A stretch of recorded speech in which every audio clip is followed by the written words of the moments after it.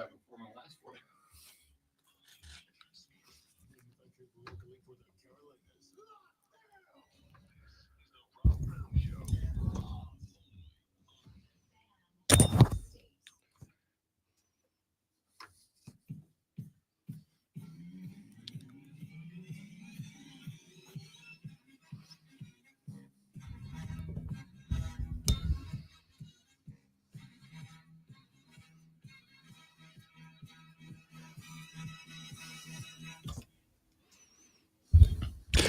Thank God it's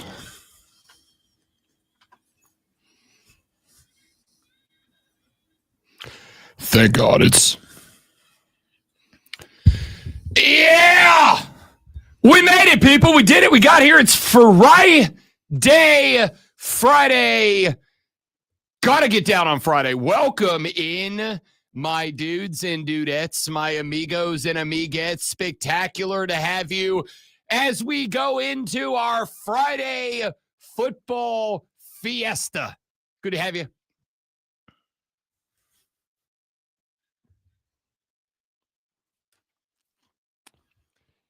It's not undeserved. It's not undeserved. I kind of warned you. I kind of did. So for those of you who did not check out the stream yesterday, I committed this week because the wife's out of town for a week. And your boy is going through in admitted and acknowledged and unashamed what I am labeling like a bit of an identity crisis. I don't think crisis is the right word because I think that word comes with some pretty strong connotations that something is wrong with me. And there's not. Nothing's wrong with me. I think I just got okay. All right. I think I just got bored. And so for like the past couple of weeks, I've just been like trying new stuff. All right. Like nothing dramatic. That's the nice thing about having a relatively privileged life is I don't have to change anything dramatic to feel like I'm trying new stuff. I bought some new, some new clothes that I wouldn't have worn in years gone by just to see how it works.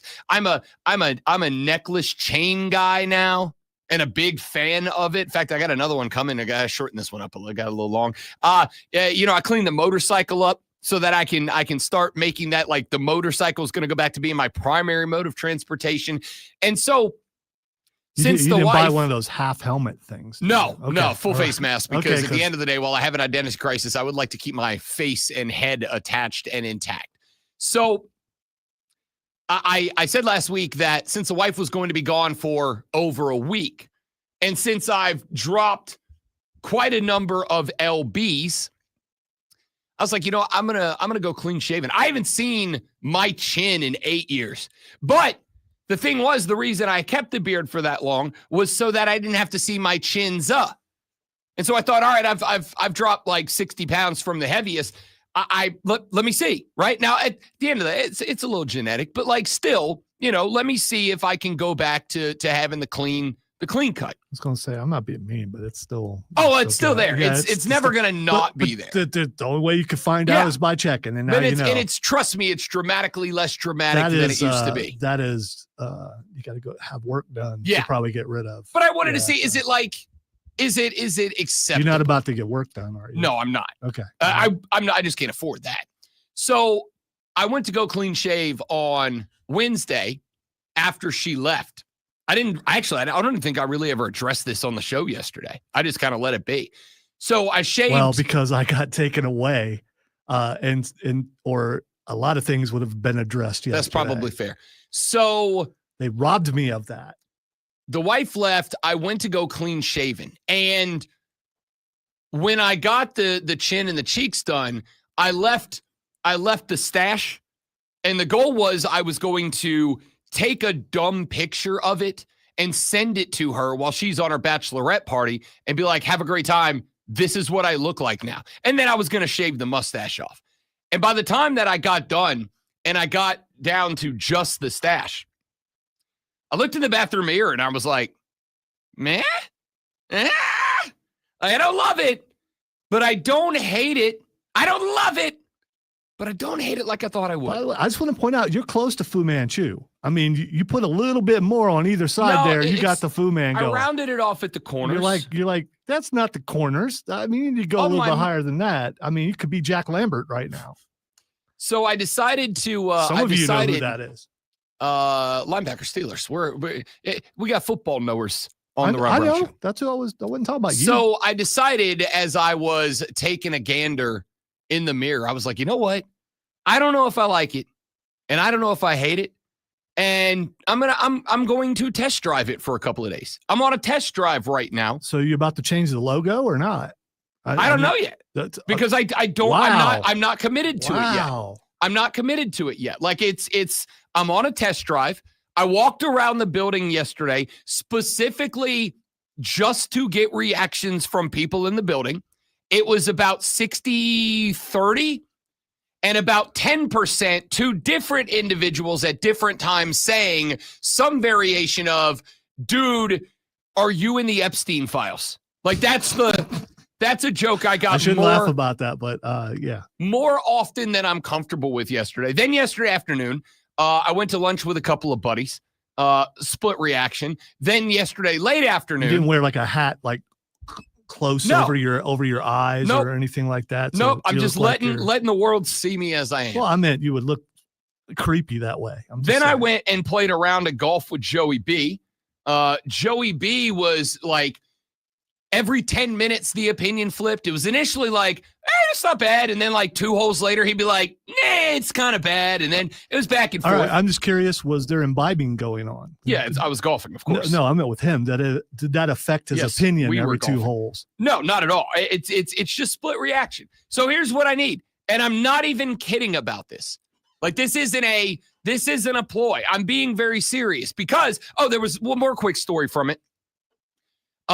The Wednesday night when I decided, you know what, I'm going to test drive this thing through the weekend and see if I like it. If I don't, once the stubble comes out, I'll cut the stash down to match the stubble. We'll grow the whole thing back up. I FaceTime the wife to show her like, hey, I'm going to keep this for at least a week and see how we like it. She picks up the FaceTime and she opens it and she sees me.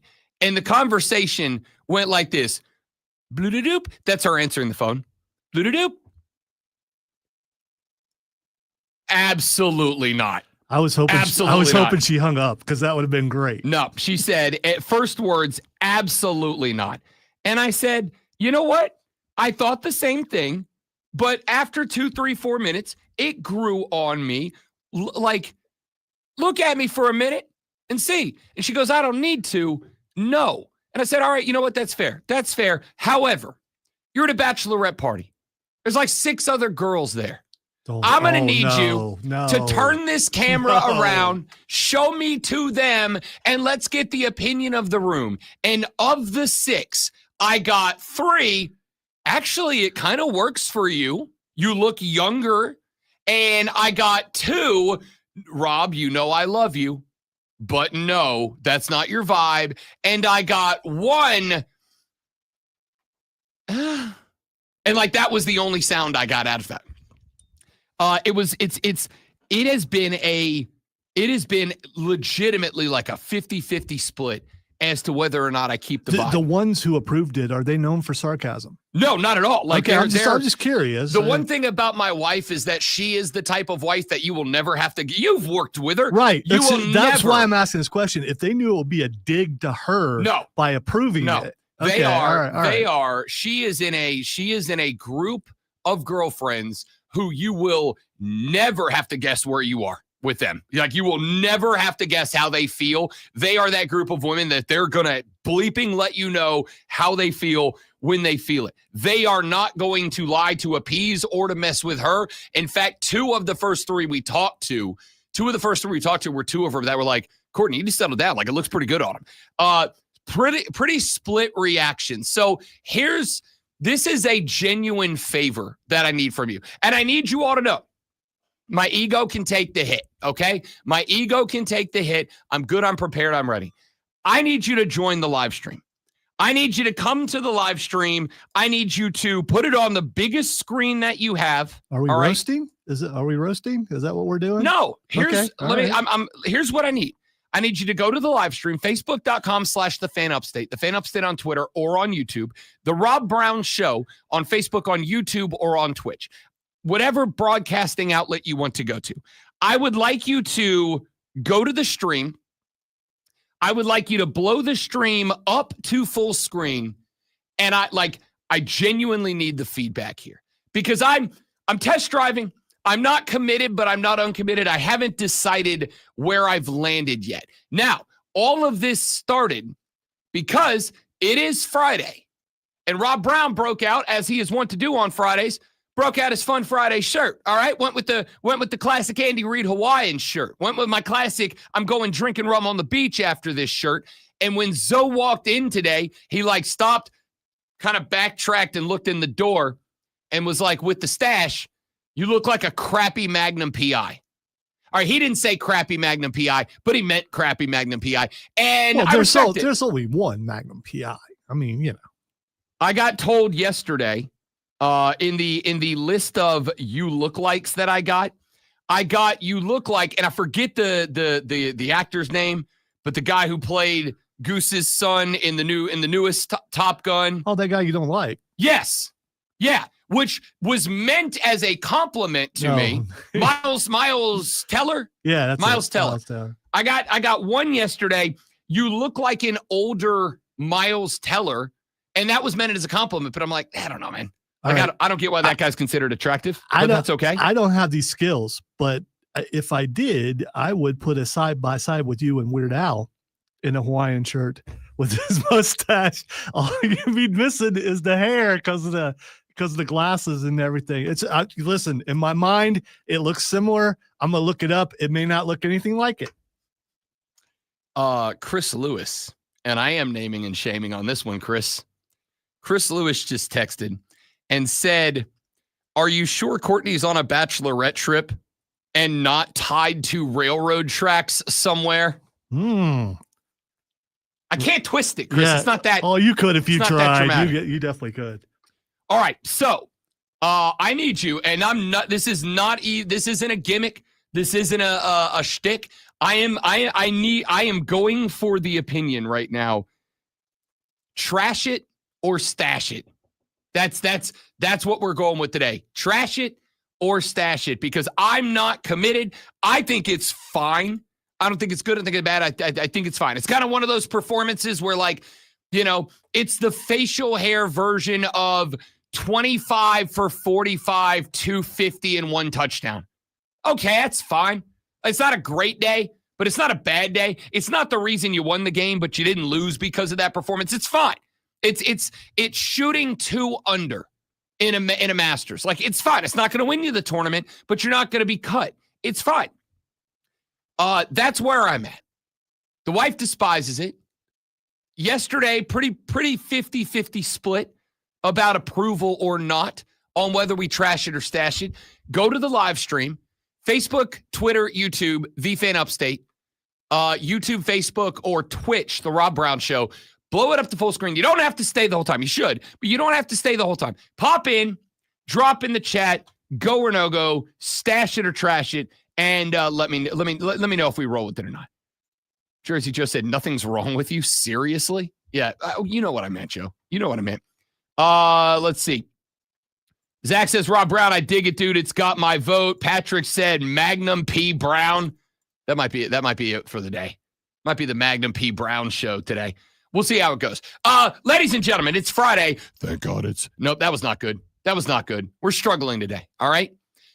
It is Friday. It is our Friday football fiesta today. Of course, we've got the entire weekend to get to. We've got some big news. LaNorris Sellers upgraded to probable for the game this Saturday on the road at Missouri. We'll talk about that. Speaking of upgraded to probable, can I tell you one thing I'm actually really interested in? I am really interested in Cade Klubnik getting Antonio Williams back because he has been upgraded to probable for this weekend's game against Syracuse. I am interested because over the weekend, and I'll get to these numbers in a little while, after the loss to Tech 6 days ago, there was a gentleman that I follow on Twitter. He's kind of a deep dive stats nerd, which is why I follow him. And he went and he pulled Cade Klubnik's statistics in games where he does and does not have Antonio Williams available as his number one wide receiver. And while the does not have is not a huge sample size, there is a dramatic drop in statistical efficiency from Cade Klubnik when Antonio Williams does and does not play. And so my question is going to be, with Antonio Williams back on the football field tomorrow against the Syracuse Orange, if we see Cade Klubnik look like a dude tomorrow, if Antonio Williams pops off, and he's obviously going to be rested up. He was dealing with a hamstring injury that he sustained all the way back in week 1 against LSU. He missed the Troy game. He missed the Tech game. He is back this weekend against Cuse. If Antonio Williams has Cade Klubnik looking like a dude, like the dude that we all expected him to look like coming into the season, what is the attitudinal shift around the Clemson Tigers after that? If he shows up and all of a sudden Cade Williams is going off for 375 and 4 tutties against Cuse, it looks like the offense that the soothsayers told us about. Cade Klubnik? Yes. You said Cade Williams. Oh, sorry. Cade Klubnik throwing to Antonio Williams. If they look like dudes, if this offense is suddenly just clicking down the stretch, what does that do for the Clemson football team? What does that do for the football team? What does that do for the attitude? What does that do for Clemson as a squad? I think it's a fair question. I think it's one that we very well may have to answer. But I also think the other side of that coin is available too. What happens if Antonio Williams is back and the Clemson offense struggles again? What happens if Antonio Williams is back? Your numero uno wide receiver is back on the football field for the first time since the LSU game, and Clemson still looks questionable on offense. What does that say? What does that do? What does that mean? What does it say if they can't establish a connection? Or do we say, just like we would have in week 1, if the offense isn't clicking in week 1, what do we say? Give it a week. Give it a week. You've got some game action. You got some XP. Give it a week. If they don't click, do we give it a week? Do we start looking ahead to next week and say, all right, they've had some time. Where are you, Clemson fans? What is your concern for the weekend? What do you want to learn from the weekend? I asked this question yesterday about South Carolina. I will ask it of you. Coming up on the show today, on the Friday Football Fiesta, we take a look up and down the college and NFL schedule. We'll give you some picks, previews, predictions, and thoughts. Rashad Beard will join us at 8:40 a.m. We'll talk about the Carolina Panthers as they try to avoid an 0-3 start this weekend. At 9 o'clock, straight up, the boys from the Moving the Chains podcast will join us. We'll get you set up for all of the Friday night lights action taking place around the upstate, all of that and more as we roll on. The Rob Brown Show is live here on the Fan Upstate. Let's go. All right, let's see. Zach says, I dig it. Joe says, got the vote. Zach says, stash it. William says, stash it. Patrick says, stash it. All right, the stream is being dramatically more kind to me than most of my real-life friends. I appreciate it. Y'all stay right there. We'll be right back.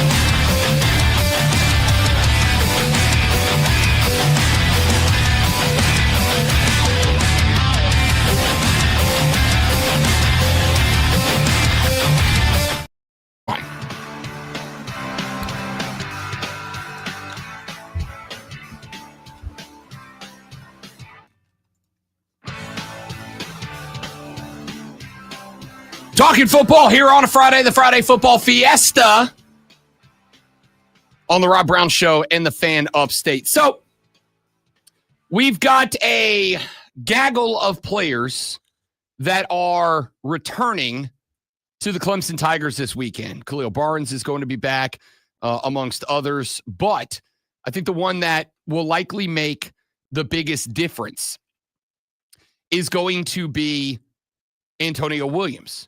Antonio Williams is on his way back this weekend. He is listed as of yesterday as probable for the Tigers. And from what I understand, has been full go in practice after the hamstring injury sustained during the LSU game back in week number 1. So we talked a little bit about what the numbers have been for Cade Klubnik. Earlier in the week, we talked about it against Power 4 teams and against ranked teams. We talked about the fact that the touchdown to interception ratio against teams that enter games against Clemson ranked real bad. And so one of the discussions that we have had is Cade Klubnik and his need for guys, and I don't think that this is a hot take anymore, his need for guys to make plays around him for him. Running backs to bail him out and be available on the outside. Wide receivers to make plays on his behalf, et cetera, et cetera. This is somewhat interesting. Games that Cade Klubnik has played with Antonio Williams and has played without Antonio Williams. Klubnik and Williams have started 21 games together. In those 21 games, Cade Klubnik has 47 touchdowns and 12 interceptions. In those 21 games, Clemson averaging 34.2 points per game. Without Antonio Williams, 11 games. So it is, again, it's a smaller sample size, but 11 games. 12 touchdowns to 8 interceptions and 24.3 points per game. Now, it is unsurprising that when you lose your best wide receiver, your offense takes a step back. That is going to be the same for any team at any level of football across America, especially when you are a passing team. But the drop-off there from 34 points a game down to 24 points a game is huge. 34 points a game. You lose 10 points per game with Antonio Williams not on the football field. Now, in fairness, and this is on me, I need to go back and do a better job at contextualizing the games that were missed. Because if you have Antonio Williams for NC State and Wake Forest, and then you don't have him for Texas and LSU, that's a pretty big disparity. But I also think a 10-point drop, even if that is the case, is pretty significant. I also think the touchdown to interception ratio is pretty significant. You are looking at a touchdown to interception ratio with Antonio Williams of 47-12. I'm bad at math. That's sitting somewhere around what? Almost 5-1. But without Williams, that number drops to like 1.2-1 touchdown to interception ratio. If you had a quarterback at the end of the year who had a 1-1 touchdown to interception ratio, that would be bad. That's my hot football take. That would be bad. So with that being said, what do we need to see to reignite a little confidence in Clemson fans now that Antonio Williams is back against Syracuse? I told a Clemson buddy of mine yesterday, I need this to be a bloodbath for Clemson to spark that confidence again. I need this to be a merciless beating of the Syracuse Orange. I like the direction that Syracuse is heading in. I like Fran Brown, their new HC, quite a bit. I got a chance to have a very short conversation with him at ACC Media Days. One of the first things I look for when I'm talking about coaches, when I'm evaluating coaches, one of the first things I look for is this dude a football dude, right? Like, I don't think, and I think we can go through the list of coaches that are and are not successful. I do not think you can be a successful college football coach in 2025 without having two traits. I think the first trait is you've got to be a football dude. Like, you've got to love the game of football. And I'm not just talking about like we love the game of football where we're watching 14 hours of it on Saturdays. There's a meme going around about Nick Saban right now for those Saban film room clips that he does on game day, where Saban gets in front of the big telestrator and he starts talking about the game and he's like, all right, they're working on a zero dog with a drop back cover 2 and a fire blitz. No. Bunch of football stuff, right? And then the meme goes that Reese or whoever is doing that segment with him will be like, all right, coach, let's explain that for people in a way that might be a little easier to understand. And Nick will point to the board and be like, it's a zero dog with the disguised cover 2 into a, you know what I mean? Like, he's a football guy. He's like, if you can't talk the language with me, there's no point in me having a conversation with you. This is part of the reason why I have been, for the past 2 years, very high on both Clark Lee and Brent Key, because they're football dudes. And the second thing that I think you have to have, and there's no one way that is the right way or the wrong way to make this happen. I think you've got to find a way to make your players love you, right? And that's organic. You can't try too hard, man. Like, they just have to love you. And I think Clark Lee and Brent Key both have that trait. I think I see those two traits in Fran Brown as well. I liked Dino Babbers. He was always very kind, but he wasn't I don't think he was like a football dude. And I think Dino was a guy that players loved him when they were having success early in his time at Cuse, not so much towards the end. But he's kind of one of those guys. We talked about this with Mike McDaniel down in Miami. I love Mike. I hope Mike sticks around forever. But the problem is I think Mike's lost the locker room, and I don't think he can get it back. And that's why he's not going to make it through the rest of the season with Miami. Fran Brown is not just a football dude, but on Syracuse Day at ACC Media Days in Charlotte this year, on Syracuse Day when I was there and he was interacting with his players, like, it was very genuine. I think he's one of those guys. So Syracuse is not a great team on paper. Like, they got a good quarterback. They got some talent on the edge, but they're not a great team. This is not a team that Clemson should in any way, shape, or form find themselves in a game in. But you know what they are? They are very much like Clark Lee and Brent Key's first couple of teams at Vandy and Georgia Tech, respectively. You can look on paper and see they're not the most talented team. They're not even close to the most talented team you're going to play. But they are a team that is going to play very disciplined football. And they are a team that is going to punch and punch and punch and punch and punch. You might put them down 21, and they're still going to throw haymakers because that's the attitude that they have instilled in them. Even with all of that being said, I think you need to go out and you need to win this game by 35. This needs to be a decisive game. And it needs to be a game that the result is never in question, right? Like, the only acceptable outcome for me here, for us not to come back on Monday and say, all right, Clemson fans, now you are in trouble. If you go out and win this game by 3, right? This is going to be one of those spots where you go out and win that game by 3. Dabo Sweeney's going to go to the mic and he's going to take a couple of questions criticizing the play, and he's going to go, we won the game. What do you want? We won the game. Why do we have to be so critical? We won the game. Yeah, but that's not good enough. That's not good enough when I've got FSU hanging 70 burgers down in Tallahassee.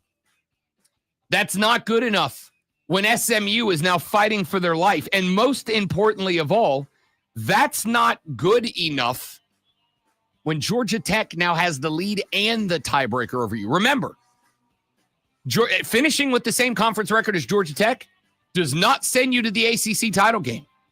They have the tiebreaker. So now you have to do that much better than them to grab that berth. I need decimation, humiliation of Syracuse by Clemson this weekend.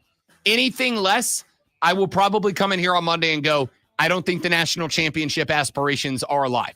Will Antonio Williams be that spark this weekend? Clemson fans looking for your answer. 844-326-3663. 844-FANFO. When he text it, call it. Let's talk some ball on the Rob Brown Show in the Fan Upstate.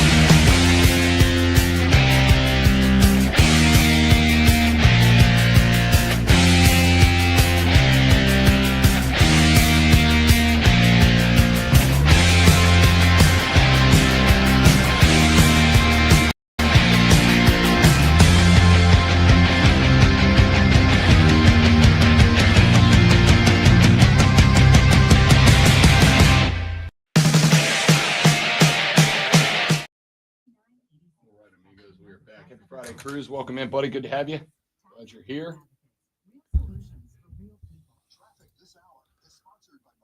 He sent one for each of us. Happy Friday.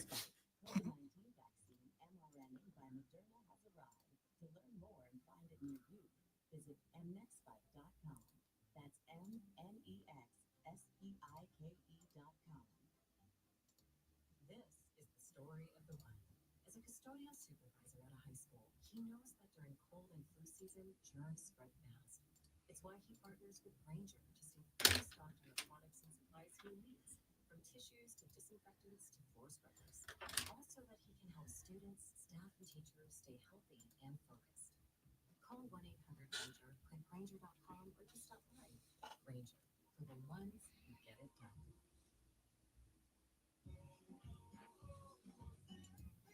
Hi, I'm Michael from the Warren Treaty. You know the jingle. Now discover the facts about Ozempic, a GLP-1. Only Novo Nordisk makes FDA-approved Ozempic. Learn about the real thing.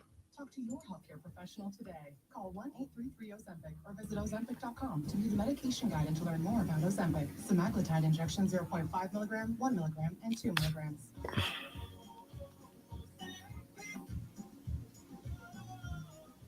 From the Ingles Market Studio.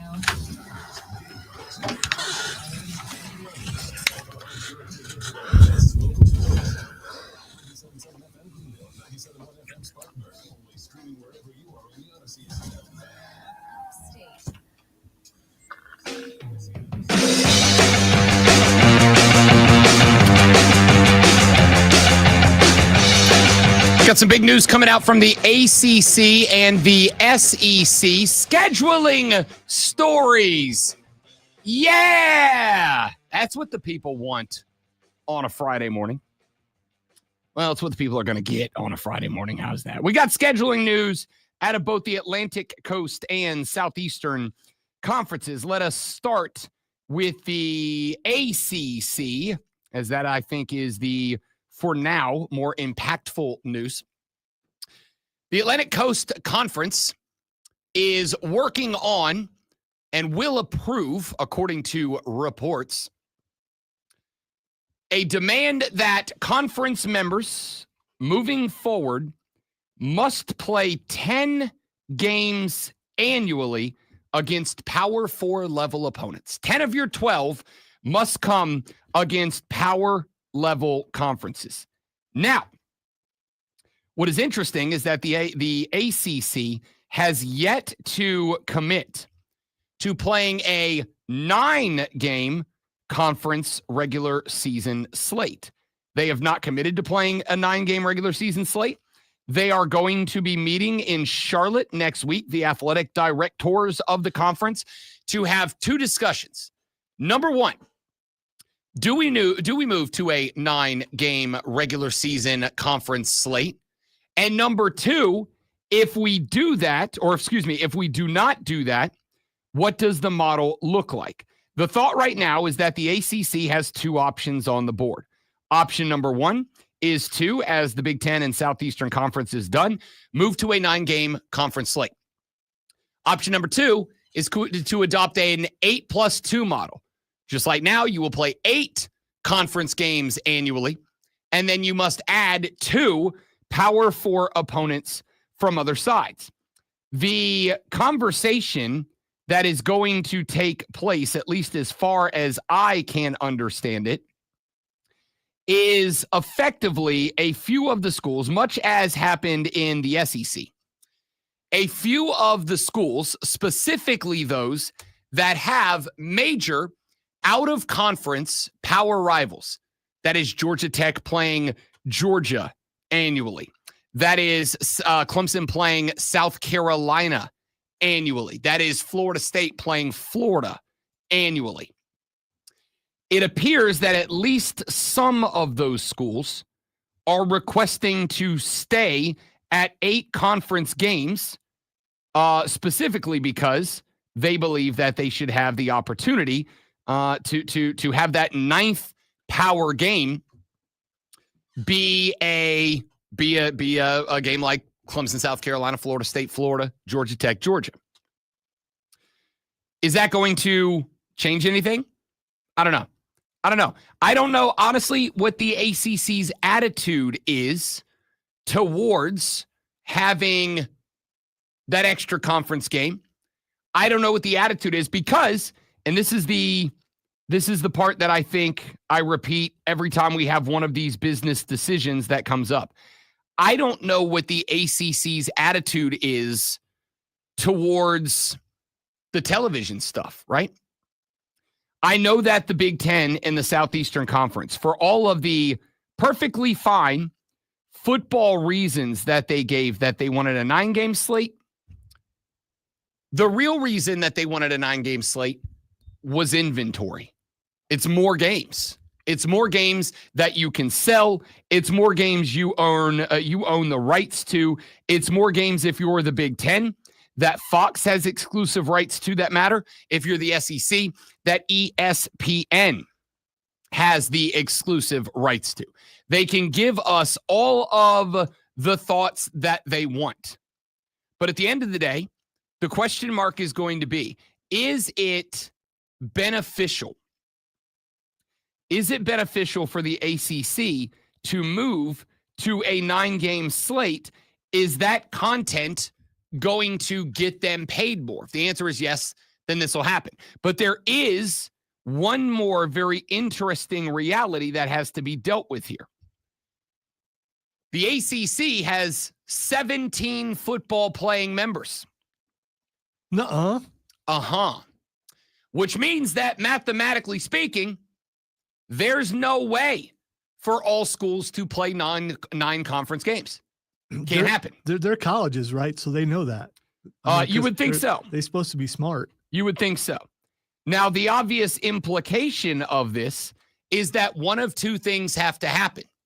Either A, someone must be asked to leave the conference, or B, someone must be asked to join the conference, or option C. And I think this might be the most interesting option of all. Notre Dame is in kind of a nightmare situation right now.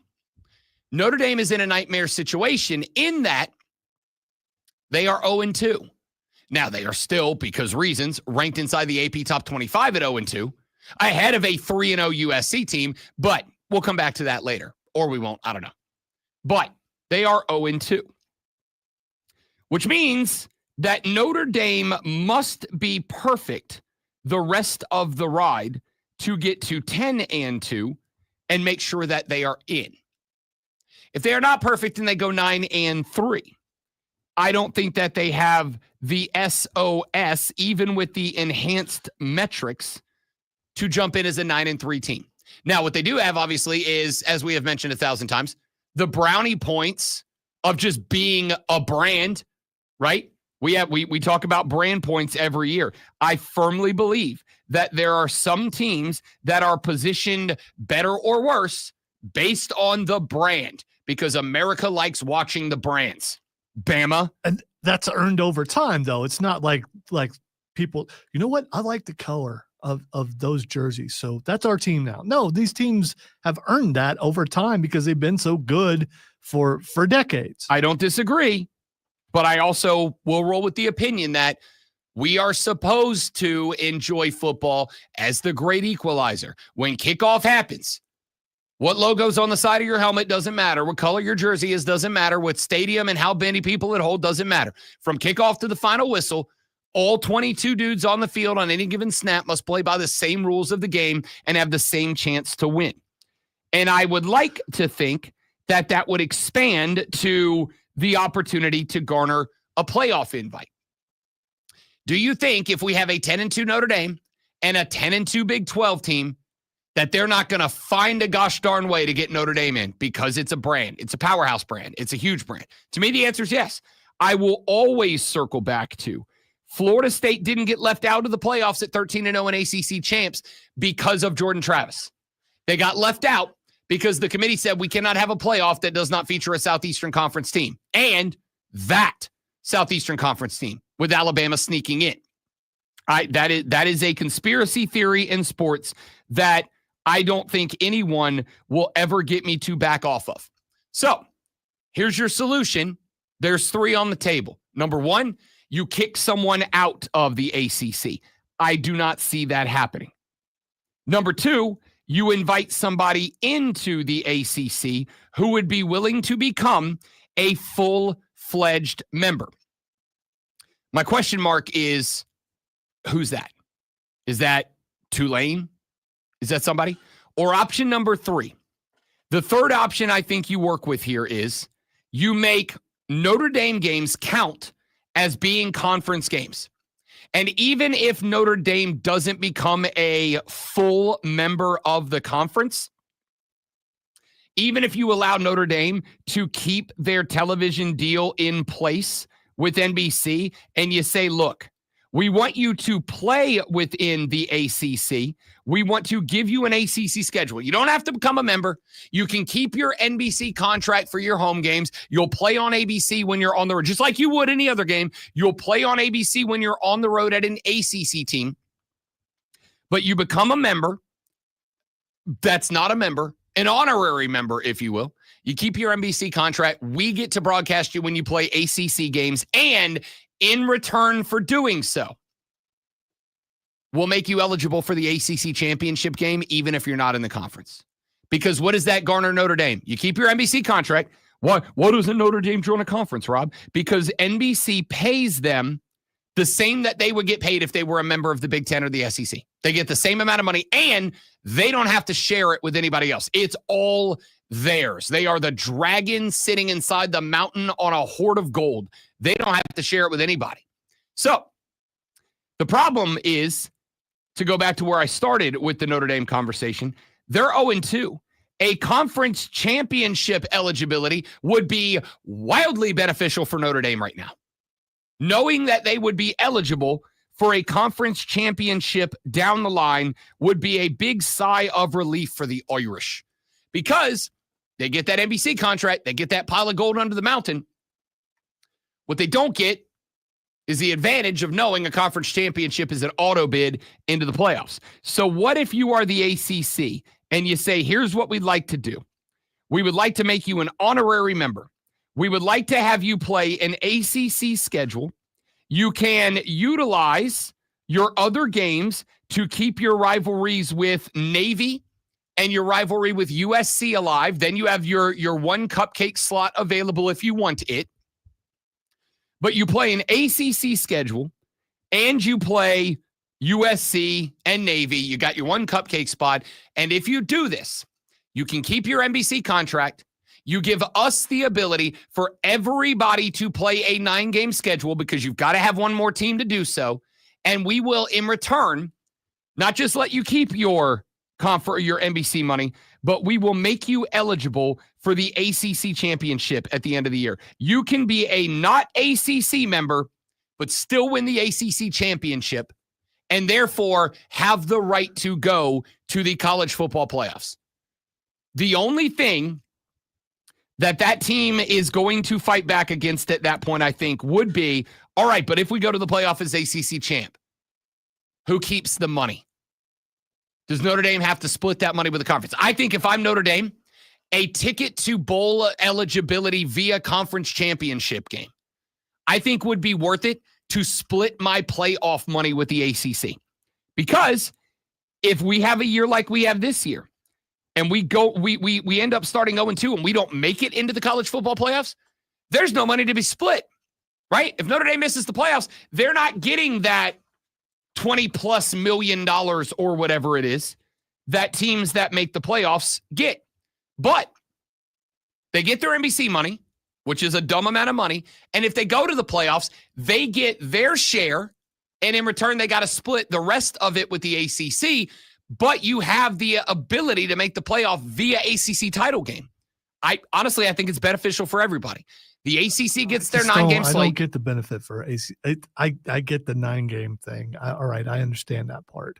But Notre Dame's never going to go for that. I don't think the ACC will offer that. Will they? Why would they? So here's my reasons why they would. Number one, you get your 9-game schedule.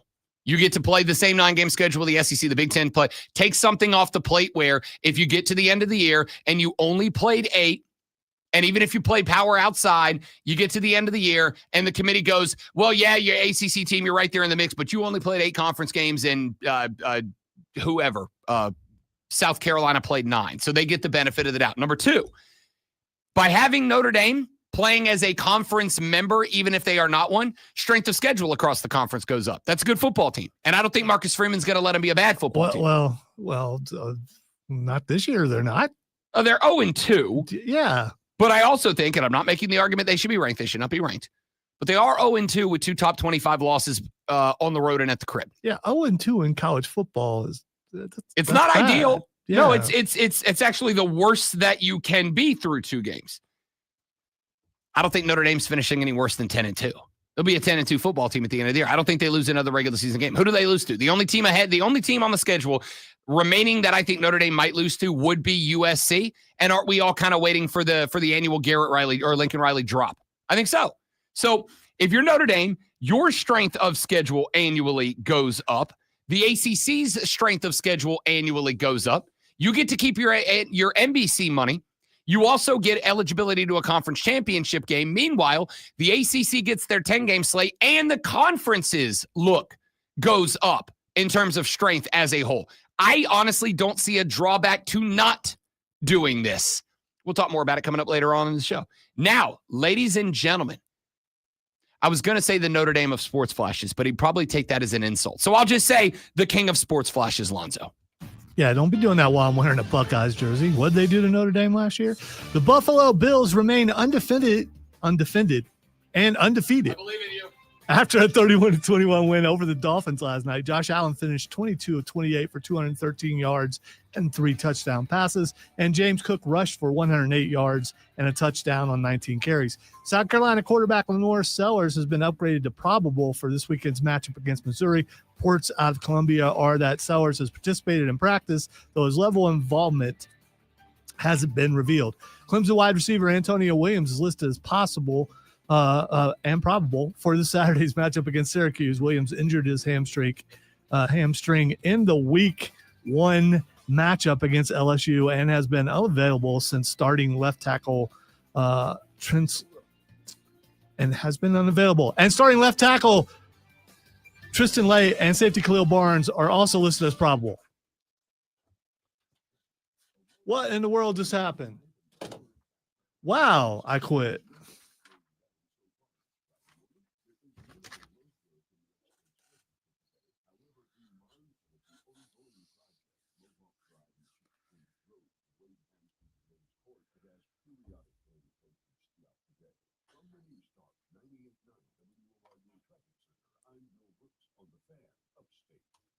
No, I don't know, man. I don't know. I have no. The words just started running together. It was weird. Maybe I was about to pass out. I don't know.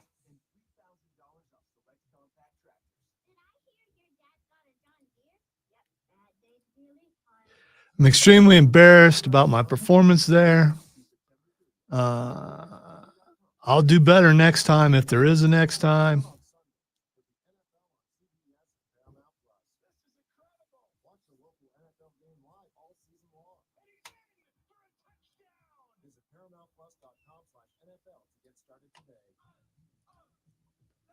I have no excuses. That read sucked in every way.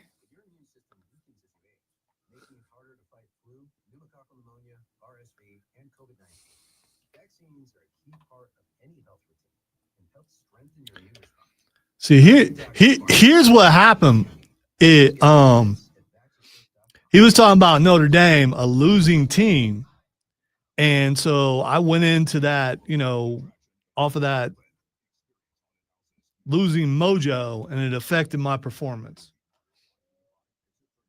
Yeah, that's yeah.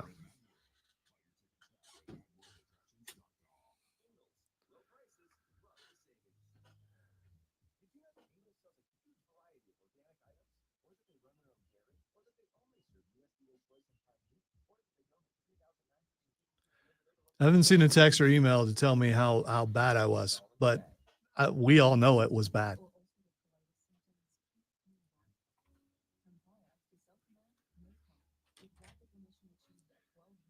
In the end, I can't even blame Rob for that. I was just, And he would if he could. No, I would not. I got big shoulders. I can take it. It was not good. It was horrible. It was bad.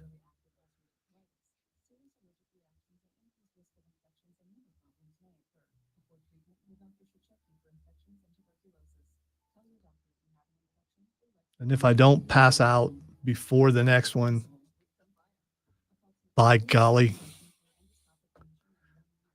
We'll pull ourselves up by the bootstraps. Rub some dirt on it and get in there and do better. Daggum.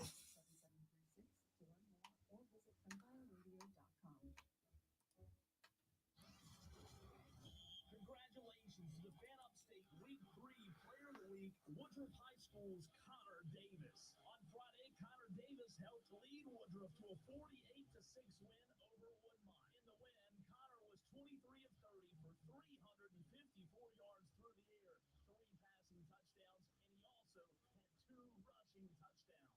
Again, congratulations to the Fan Upstate Player of the Week for Week 3, Woodruff High School Wolverines. The Fan. Upstate. WORG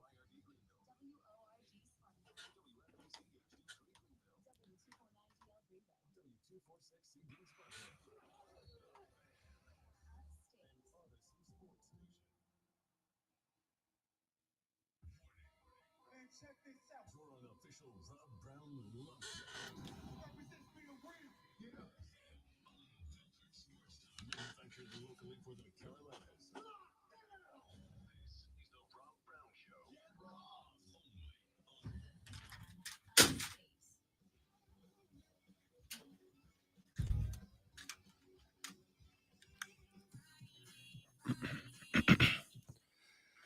Yeah, baby. Welcome back, ladies and gentlemen. The Rob Brown Show is on your radio. It is the Fan Upstate. Welcome in, buddy, amigo, dudes, dudettes, people all around the world. Great to have you. I am Rob Brown. Thanks for asking. The great one, Lonzo, on the other side of the metaphorical glass this AM spectacular to have you for our Football Friday fiesta as we roll through getting you set up for the weekend. We will, here in just a few minutes, begin taking a week, taking. I can do this. No, it catches. It does. It's and we need to, I don't know, spray some room spray or something to kill that stuff. Whatever it is. We need Kyrie up in here with some sage. Maybe an exorcism. Yes. Get that bad stuff out of here. I need Kyrie up in here with the sage to get rid of the juju. All right, we're going to reset. Let's go. Bloop. Let's do the damn thing. We will, here in just a few minutes, begin taking a look at the football weekend across the college and professional footballing landscape. Coming up this morning on the show at 8:40, Rashad Beard of the Panther Nation podcast is going to swing by.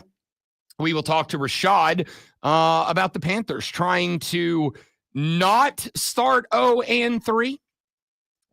There are questions, obviously, about Xavier Legette we need to get to. There are questions about health, about the offensive line with not one but 2 starters going on the IL this week. We'll talk to Rashad at 8:40 and get his thoughts on where the Panthers go from here. 9 o'clock, the fellas from the Moving the Chains podcast will join us. We'll get you set up for the Friday Night Lights high school schedule around the upstate as well. Have they seen yet? No. Okay. No, and I'm interested to see how that goes. I'm rocking a mustache, people. I've never rocked a mustache in my life. And it's been about a 50-50 reaction so far. Been about a 50-50 reaction on trash it or stash it. Sounds like skewed math, but you know, what am I? Not a mathemologician. I know that. I'm gonna start a petition to get the beard back. That's all I'm saying. Because somebody on the text said earlier, Rob, the way to handle this is that's your summer look. Grow the beard back out for the cold months, and I think that might be the play. I may go ahead and let the beard grow back out. Like what, 2 months here? Yeah, I think I might go ahead, start letting the beard grow back out. Then when we get to like March, April next year, we'll go back to the summer. Maybe we just have a summer stash. I don't know. We'll see. All right, we got football to get to. We got a lot of news we got to get to. A lot of stuff to talk about on the show this morning. And listen, here's the deal. You got a little tasty taste of football last night. Got a little Buffalo v. Miami action on Thursday Night Football. But now we just wait for tomorrow. Now we wait for college football Saturday. Now we wait for toe to meet leather tomorrow at 1 o'clock in the afternoon, which means we've got 30 hours to kill until we get there. I'm going to help you out with that. All right. You know what the best way to kill time is? Talk sports with your friends, with your family, with your coworkers. It's talk sports, especially when you'd rather be talking sports than be at work, right? Well, you got to go to work, but you can't talk sports while you're there. And that's why we do this. Are you ready for the playbook of the peculiar, the almanac of the absurd, and the encyclopedia of the extraordinary? Well, you better be, because we're diving headfirst into the 3 top stories that will have your coworkers saying, Are you guys sniffing on newsprint or something? before they take their first bathroom break. No. Here we go. Welcome to the water cooler cheat sheet on the Fan Upstate. Tis indeed the water cooler cheat sheet, the top 3 sports stories that you'll need to know before you get to the office this morning and start talking sports with your manager, your boss, your coworker, whoever you talk your sports with, to kill some time between here and 5 o'clock when you get to go home and immediately go to bed and just sleep until game day starts tomorrow. Let's dive right in with item number 1. A couple of NFL stories for you here. We start with last night's Thursday night football game. The Buffalo Bills at the crib end up knocking off the Miami Dolphins 31-21. Miami actually made this a game. Like, this was a game, and not a particularly bad one, to be honest with you. Tua Tagovailoa, 22 of 34, 146 yards, 2 touchdowns. However, had a cataclysmic interception late in the game. Miami was driving down the field with an opportunity late to tie it up. They had worked their way into Buffalo territory when Tua Tagovailoa let fly just a bad pass. Did just not see a linebacker coming from the backside, jumped the route, was able to take it away. Devon Achane, 12 carries, 62 yards. The Dolphins ran for 130 combined yards and 1 touchdown. Josh Allen, 22 of 28, 213 yards, 3 touchdown passes, including a little like shovel pass, committed to the run, got to the outside. Miami dove because he had tucked the ball away, and then just a little shuttle pass to the tight end on the inside. Also had touchdown passes along with Jackson Hawes to Dalton Kincaid and Khalil Shakir in this one. Buffalo also ran the ball relatively well. 157 total rushing yards. James Cook owned 108 of them, had a touchdown as well. You guys remember last year when I said James Cook is going to be a dog? Remember last year when I said this kid's going to be good, give him a minute to catch up and watch what this dude's going to be able to do? He is a friggin' dude now, my dudes. Buffalo gets the dub last night. Also, out of the National Football League, it was announced by the NFL that while the Tush Push is not banned, it will be more stringently officiated moving forward. A video along with a memo was circulated by the league itself to all 32 teams across the NFL, I assume because 31 of them had a problem with it, and 1 was the Eagles. A video circulated of the Tush Push touchdown that Philly scored against Kansas City this past weekend. And the video, shown in slow motion, very clearly showed that at least 2 of the Eagles offensive linemen are jumping before the snap. This happened multiple times. Doesn't need to be in slow-mo. I mean, you can see it. Yeah, but and I think as someone it was, who sees their tackle go early all the time and get called for it, let's see a little consistency. if there's one That's team all that I'm is saying. familiar with false starts. Absolutely. The Eagles very clearly in the slow-mo video sent to all 32 teams were jumping the gun on the Tush Push snap. The NFL sent a memo around that said, hey, look, like we can't do this anymore. And this is unsurprising to me because I do have a very quick audio bit for you. This is from that game. Rules analyst Dean Blandino. I am done with the Tush Push, guys. It's a hard play to officiate like we've been talking about. So they either ruled progress or that Hurts was down. Really hard to see what's happening with the football. We're inside 2, so replay has looked at this, and they've determined that there was no fumble. Yeah, it never came loose. Tranquil did get his arms around that. I'm done with the Tush Push, you guys. And the reason Blandino said he's done with the Tush Push, there's 2 primary things that I think the NFL is looking at. One of them, I think, is difficult but solvable. The other one, it is solvable, but you won't like the solution. The first thing is the false start. The Eagles' false start on the tush push. And this video made that very clear. Now, I will say this. It's close. And it's close. But once you see it in slow-mo, it's very clear that they are getting a jump off the ball before the ball starts, which, as we have talked about, is very important for that play because the strength of that play is not the center. It's a left guard and tackle.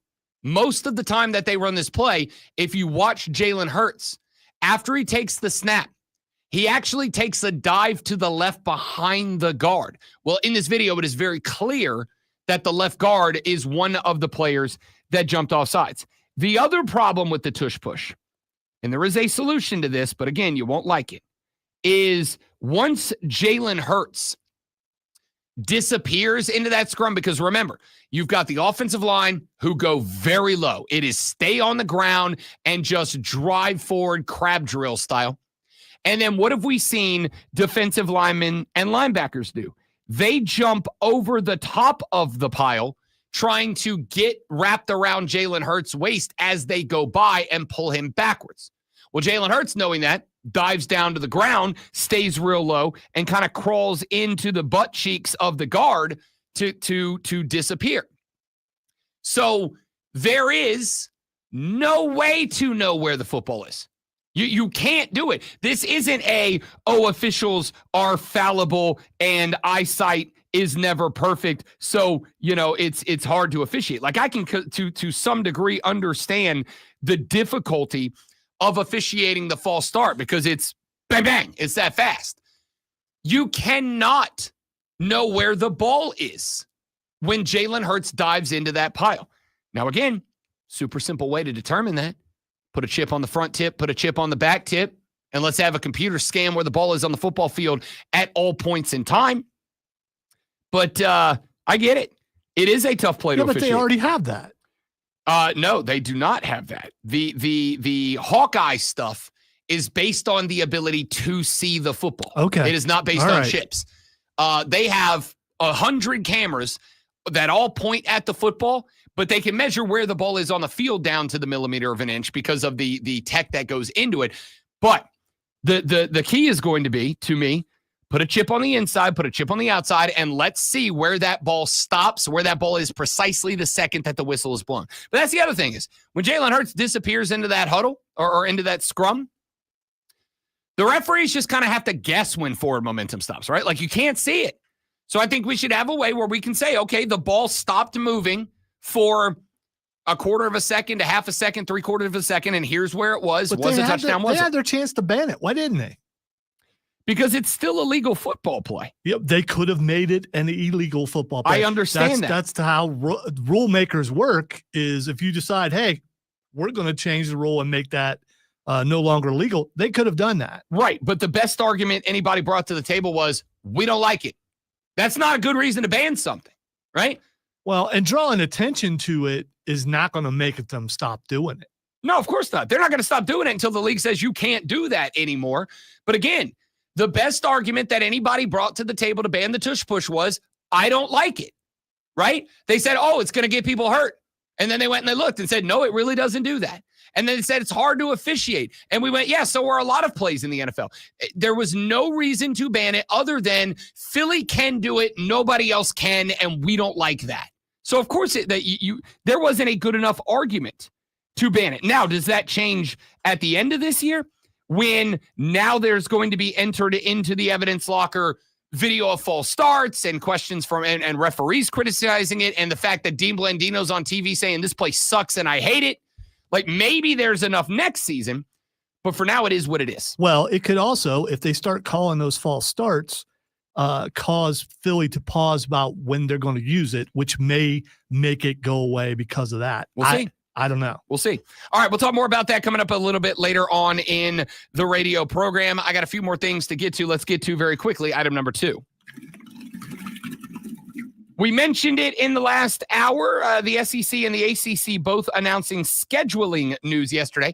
The ACC announcing that they will be requiring, moving forward, conference members to play 10 Power 5 games, Power 4 games. They will be requiring all ACC members to play 10 Power 4 games moving forward. Now, we do not know what that looks like because next month, early next month in Charlotte, North Carolina, the athletic directors around the ACC will all be meeting up. And in that meeting at ACC HQ, they will have a conversation to discuss the feasibility and the benefits and drawbacks of moving to a 9-conference game regular season slate, mirroring what the SEC and the Big Ten have already done.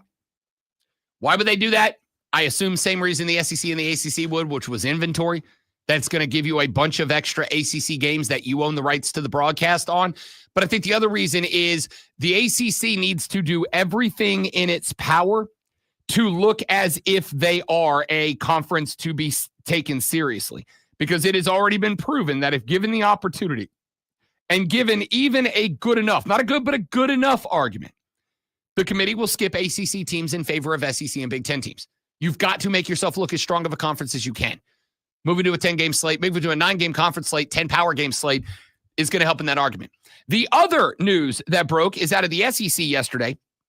The SEC saying that next Tuesday, they are going to announce what all opponents for every team in their 9-game schedule in football would look like in 2026. Now, scheduling itself, not a huge deal, but contained in that announcement next Tuesday will be the reveal of each SEC team's 3 permanent rival games. You will find out which 3 teams you will be playing annually moving forwards. We have already had the conversation about, if you're South Carolina, who do you want?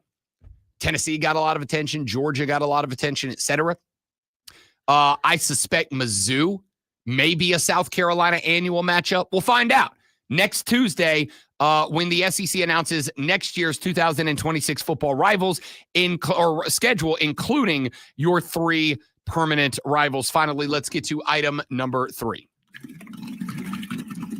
The WNBA is in its playoffs right now, and the WNBA is in its playoffs right now being dominated by former South Carolina Gamecocks. A'ja Wilson is one of those players. She had herself a night last night as the Las Vegas Aces knocked off the Seattle Storm 74-73. That eliminates Seattle and moves Las Vegas into the second round of the WNBA playoffs. A'ja Wilson had 38 points on 14 of 26 shooting last night. No other ace had more than Jackie Young's 14. The Aces shot 46% from the floor, just 3 of 12 from behind the arc, but they did get a few of those points back behind the stripe, 15 of 17 from the charity stripe. For Seattle, not the depth that you would have wanted. That was my big concern for them coming into this playoff series is I think they had some dogs on the front line that could run, but not enough to last. However, the dogs didn't show up in this one. Anika Ogwumike had 16, led all of the Storm players. Skylar Diggins had 13. Erica Wheeler had 16 off the bench, but outside of that, nobody really a factor. Seattle officially eliminated from the WNBA playoffs. The Aces will move on. Over in the other series that played last night, the Indiana Fever have won their series and eliminated the Atlanta Dream with an 87-85 victory. No Caitlin Clark, no problem in round number 1. Kelsey Mitchell had 24. All 5 Fever starters ended up with double digits last night. 24 from Kelsey Mitchell, 16 from Odyssey Sims in that game last night. They will move on to the next round as well. Aaliyah Boston, by the way, former Gamecock, 14 points, 12 rebounds, and 6 assists, just 4 assists shy of a playoff triple-double. But Aaliyah Boston and Kelsey Mitchell lead the Fever into the next round of the WNBA playoffs. All right, let's take a break. When we come back here in just a moment, let us begin looking at the college football weekend. This is unlike last weekend, which looked like it was going to be kind of maybe almost a bit of a down weekend with a few exceptions. This weekend looks like it's shaping up to be pretty good. There's a couple of games, both in our market and outside of it, that I would like to spend some time talking about. We'll start talking about some of the teams that have national implications on the line this weekend. We talk college football when we come back on the Rob Brown Show in the Fan Upstate. Mad World. All right, guys, quick live read. We're coming right back. Stay right there for me, please, and thank you.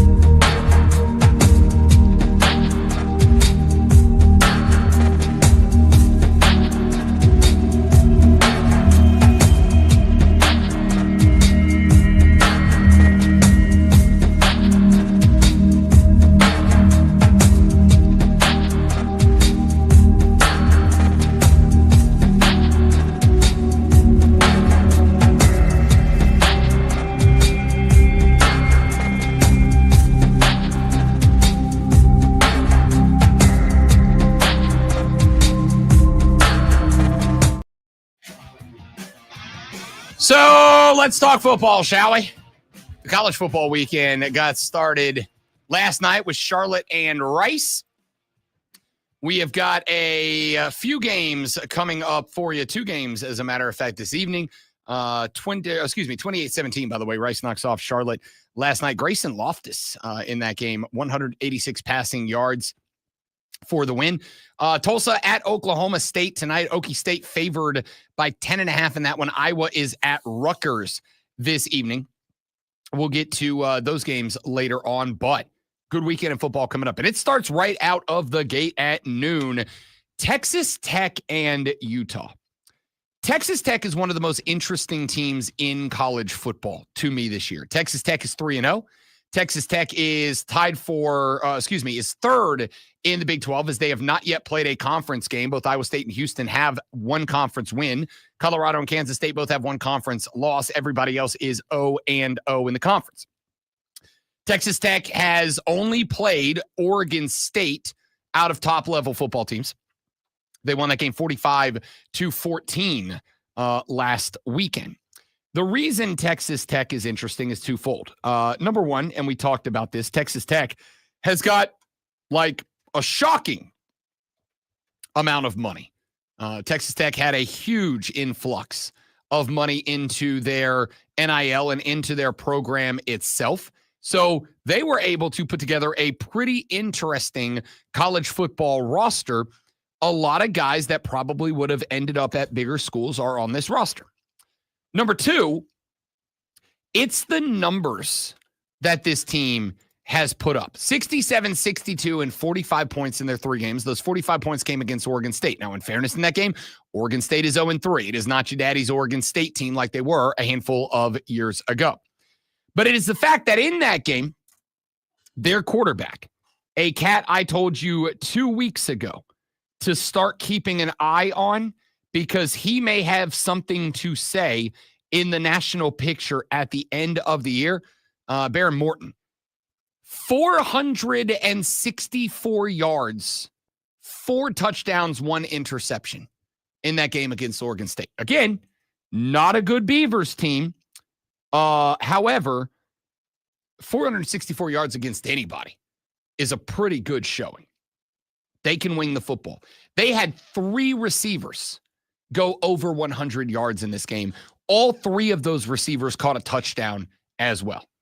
Kawhi Eakin had 5 catches, 123 yards. Jacoby Williams, 7 grabs, 116. Terrence Carter Jr., 6 grab, 102. All of them had a tutty. Caleb Douglas had 2 catches for 77 yards and also a touchdown. This Texas Tech team is very interesting. This is the best team that they have played in the Utah Utes, however. And Utah's been pretty proud of the defense they've put together. So far, through 3 games, Utah has given up 25 points. 10 of them came on the road at UCLA in the opening game. 9 of them against Cal Poly. 6 of them against the Wyoming Cowboys last weekend. This team has allowed double digits 1 time, and it was by a single point. They've got a pretty solid and commendable defense for what the Utah Utes were expected to be, which was obviously an offensively driven football team. They have scored 43, 63, and 31. Out of the gate, I love this game. Utah favored by 3.5 in this one. I like the upset here. I like the Red Raiders on the road against Utah. I think it is a more adaptable offense than Utah has. I think it's a shootout. The over-under on this game is 56.5 points. I like the upset in that one.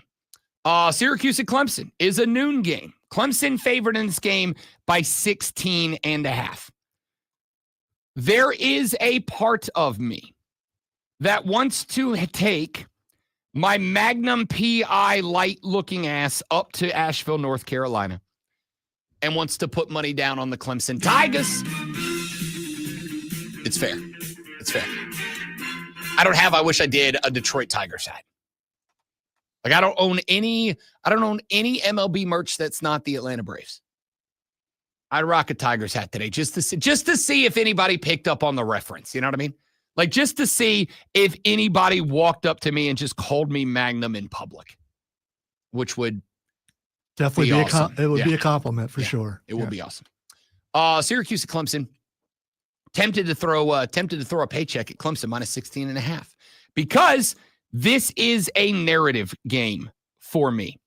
This is a narrative game in that anything less than a cover for me, I'm done with Clemson in 2025. I mean, I'm not done covering them. That's half of y'all's team. I'm going to cover them.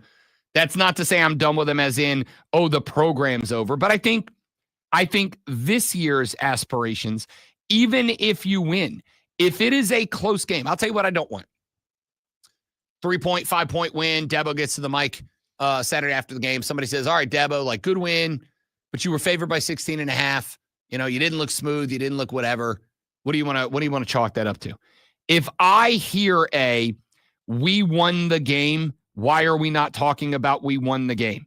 You're better than this team. This is a team that is in the midst of a massive transition. Massive transition.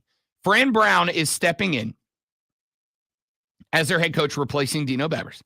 Fran Brown is stepping in, and this is, you want to talk about a cultural reset? This is a complete, total, and entire cultural reset for Syracuse.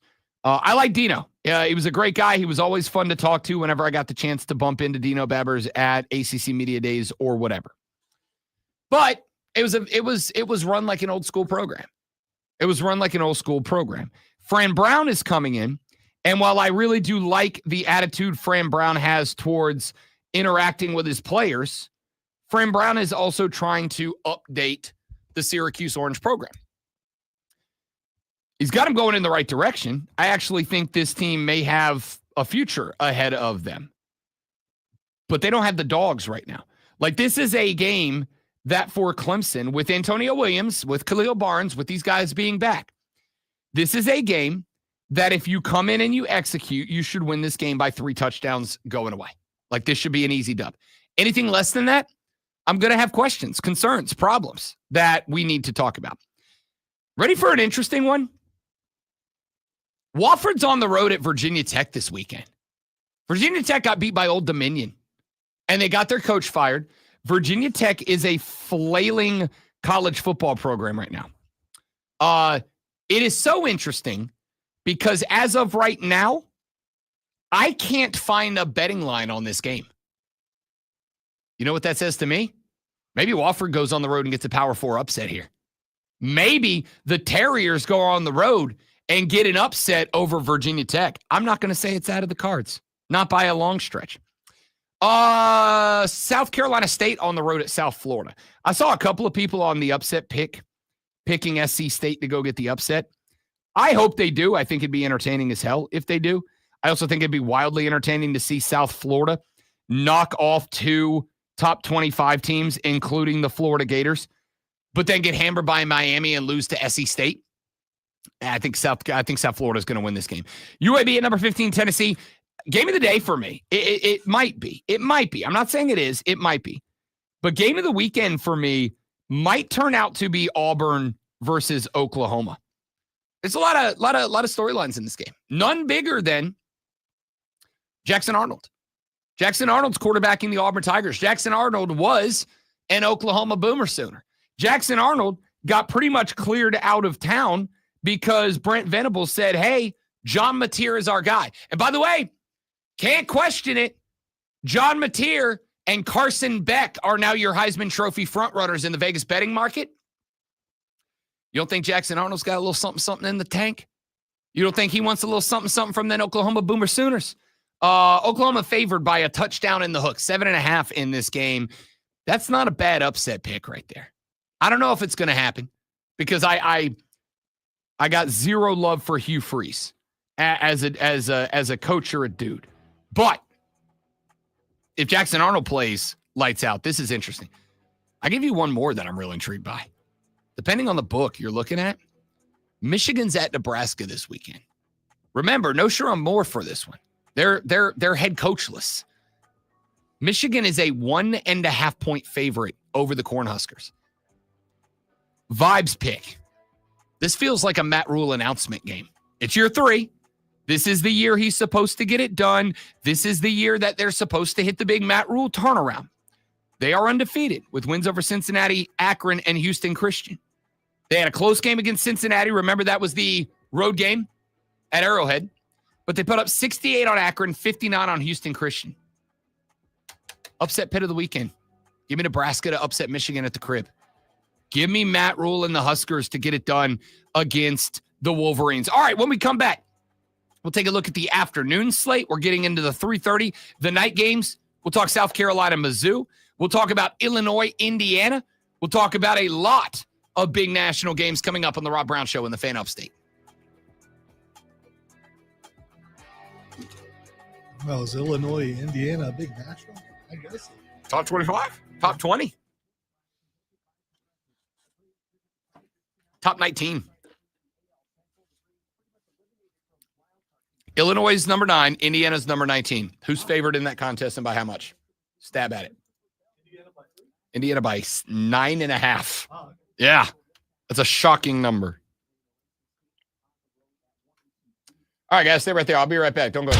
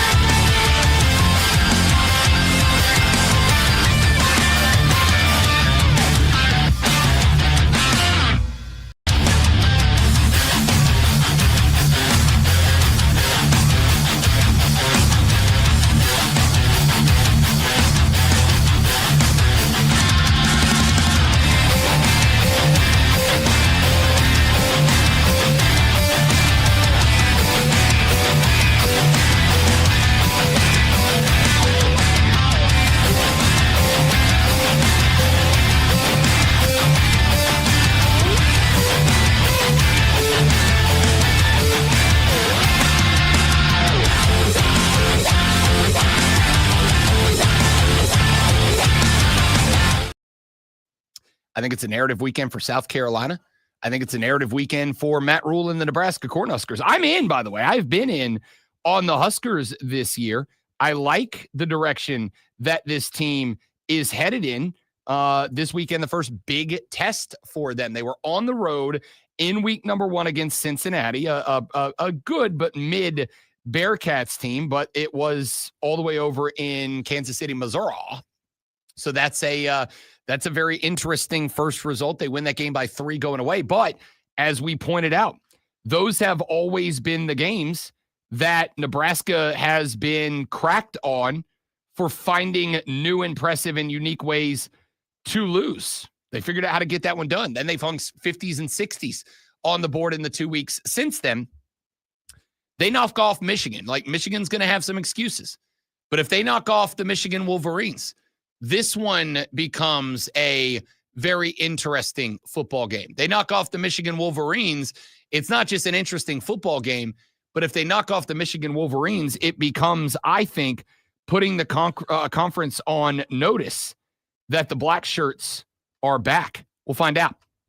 Some of the other big games coming up this weekend. This one, I am so confounded.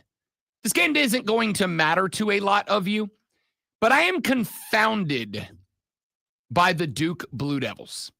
Now, I came into the year making 0 proclamations about what the Blue Devils were going to be. I did, however, talk about them extensively because I had a question. And the question was a 9-win season for Duke last year caused because Manny Diaz got his butt handed to him at Miami, and he learned some lessons, and he brought them to North Carolina, and he installed them with the Blue Devils, and it's actually a good team? Or did the Duke Blue Devils win 9 games last year because the year before that, Mike Elko, noted football dude, stacked that roster to the highest level it's ever been stacked, and Manny Diaz came in and took advantage of that? And I said, to be honest with you, I could see either one of those two things being true. If I am going with the what's on tape philosophy, I don't have any reason to believe that last year's 9-win season was because of Manny Diaz. None. But I was willing to accept that it was an option. It was a possibility for the reason Duke ended up winning 9 games last year. Duke is 1-2 with a 45-19 loss to Illinois. Now, 2 things about that game. Number 1, obviously, Illinois, pretty good football program. Top 10 football program, by the way. They're playing Indiana coming up this weekend. We're going to get to that game in a minute because that is another one of the most interesting games of the weekend. But a top at the time 11, now a top 9 team in Illinois. What's interesting about that game is that the Duke Blue Devils were down 1 point at the half. Down 1 point at the half. Turned the ball over 4 times in the second half. It led to a blowout. Indiana cashed in on every one of those turnovers. Last week, on the road at Tulane, what should have been a get-right game. Now, again, Tulane is a team that a number of folks have picked as their group of 5 squad. Tulane could backdoor their way into the 12th seed of the college football playoffs. Do I think they're a threat? No, obviously. But it's a good little team. And you were on the road at Tulane. And I will say, while it is not a big stadium, I've been to a game at Tulane down in New Orleans, Louisiana. And what I can tell you is it's a sneaky good little home field advantage they've built in Tulane. Like a sneaky good little home field advantage. Duke loses that game 34-27, lose it by a score. Darian Mensah in that game, the quarterback for Duke, 30 of 51, 313 yards, 3 touchdowns, but a very costly interception. They also had a fumble in that game. Duke has lost 2 games, and both of those 2 games are directly attributable to turning the ball over in the second half. Both of those games are directly attributable to giving the rock away and giving extra possessions to the opponents. Do they get that right? Because NC State Again, a team we have talked about at length for a lot of the same reasons. What an interesting team. NC State was a team that when we entered the year, I said, I think that there are two coaches that enter the year on the hot seat. Brent Pry at Virginia Tech, he lost to Old Dominion, he is gone. And Dave Doran at NC State. I think they like him, but I think NC State's been kind of hovering on that bubble of will we ever take a step forward for a very long time. Dave Doran's got this team at 3-0. Now, not particularly or overwhelmingly impressive in any of these games, but they are 3-0. They got Duke this weekend, and it is at Duke.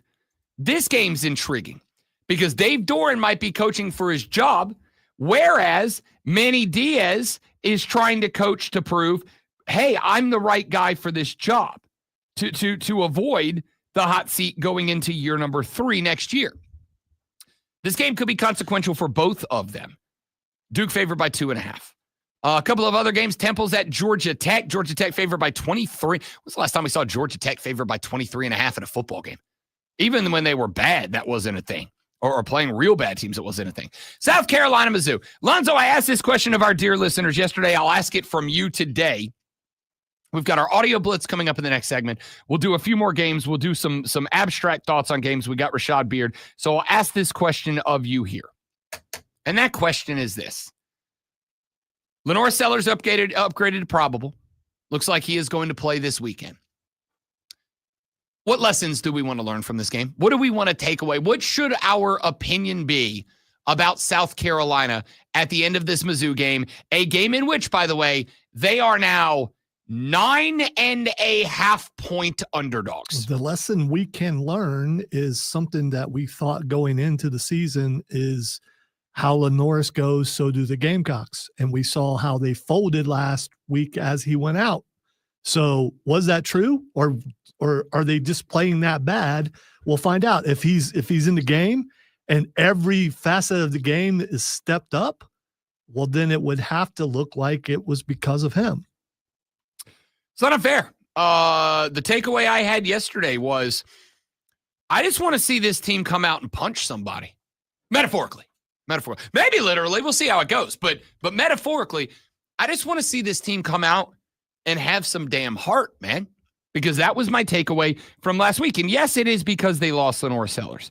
And after Lonzo's take on that on Monday, after Denton Day's take on that on Wednesday, I am willing to look at that and say, yes, it is understandable that when sorry about it, heart and soul of your team goes down, the heart and soul of your team goes down.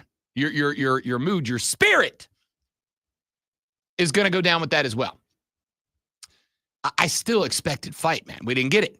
So now I am looking at, do you recognize what happened in that spot? And do you address it? Rob Brown has been known. Sometimes Rob Brown has been known to get a little emotional in the heat of the moment. And sometimes Rob Brown has been known to perhaps overreact in the heat of the moment in certain ways that, given a day or two to gain some space and perspective, Rob Brown would look at the behaviors of Rob Brown and go, you big dummy. That was not how you should have reacted in that situation. But I also understand we're all human beings. We all have emotions, and sometimes things go bad, and you react to those things in certain ways. I think that I want to see a football team that looks back at the loss to Vanderbilt and says, we reacted poorly to the loss of LaNorris Sellers. What should have happened is we should have come out sans LaNorris Sellers in the second half, and we should have been even more physical. We should have been even angrier. We should have come out and punched somebody in the mouth, metaphorically. Instead, what we did was rolled over. I want to see somebody come in and punch some folks in the mouth.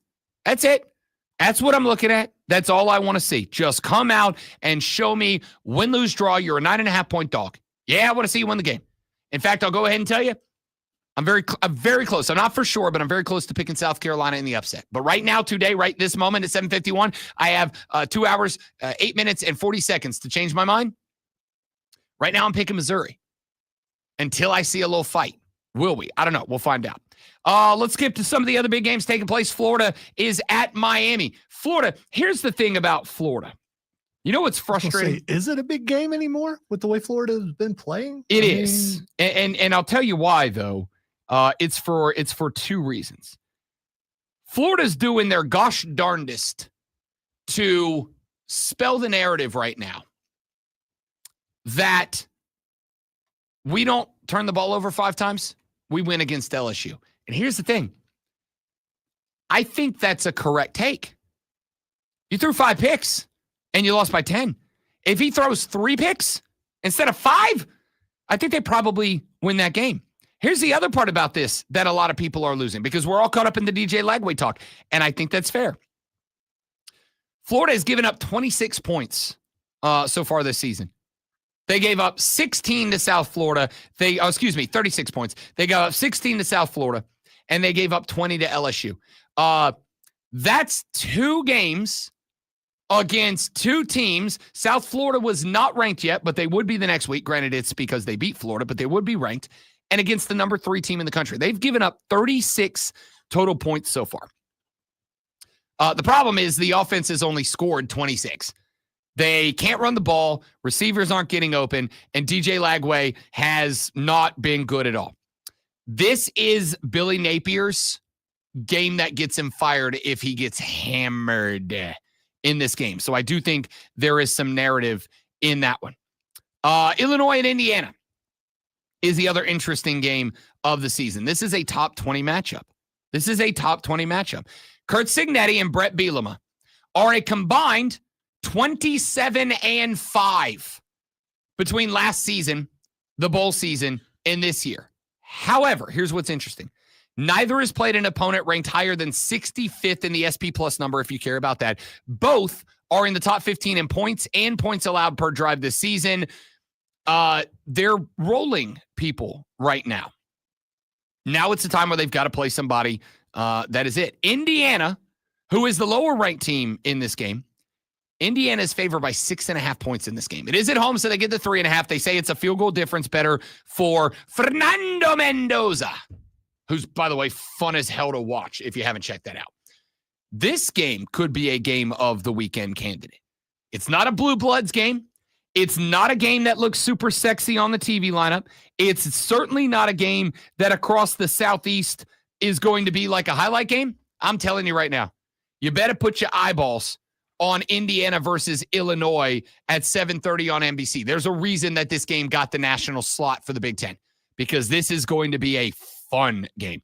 All right, we'll take a look at some of the other big ones of the weekend coming up later on in the show. We got Rashad Beard coming up in about 40 minutes from now. The Moving the Chain fellas, just over an hour to set you up for the high school weekend. All of that after a Heisman Trophy-worthy sports flash. The Buffalo Bills remain undefeated after a 31-21 win over the Dolphins last night. Josh Allen finished 22 of 28 for 213 yards and 3 touchdown passes. And James Cook rushed for 108 yards and a touchdown on 19 carries.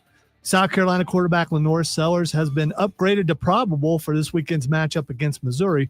Reports out of Columbia are that Sellers has participated in practice, though his level of involvement hasn't been revealed. Clemson wide receiver Antonio Williams is listed as probable for this Saturday's matchup against Syracuse. Williams injured his hamstring in the Week 1 matchup against LSU and has been unavailable since. Starting left tackle Tristan Lay and safety Khalil Barnes are also listed as probable. Our number 3 of the Rob Brown Show is coming up next.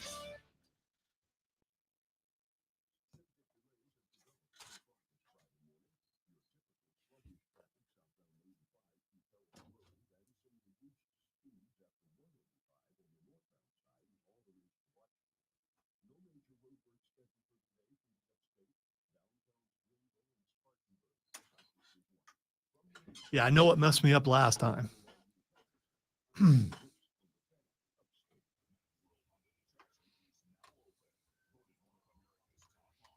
It's kind of Rob's fault, but not his fault. He had probably instead of probable. And it threw me off the first time, and I'm like, okay, why is that? Oh, okay. So now I've fixed it. I could just not read the Clemson story because that's what got me last time too. I don't know.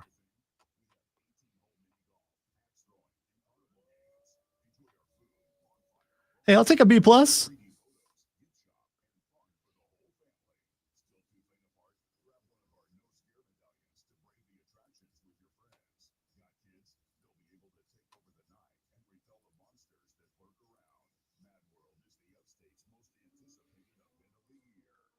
One teacher's B+ is another one's A-. I mean, you know.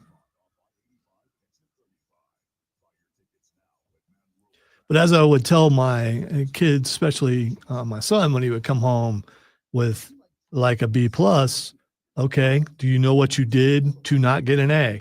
And I know what I did to not get an A. One letter, and I fixed it.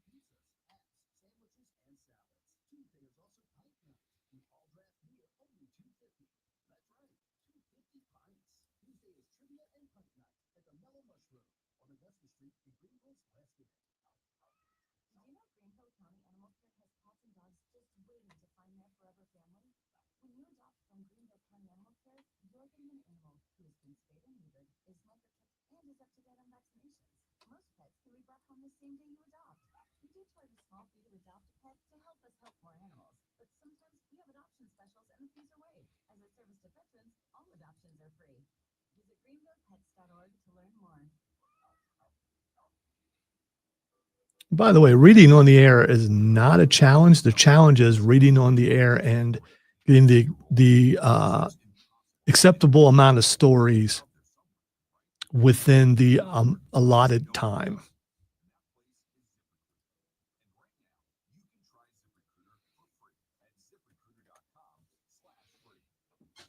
It is a contest. It is a game. Can I fit it in within the music?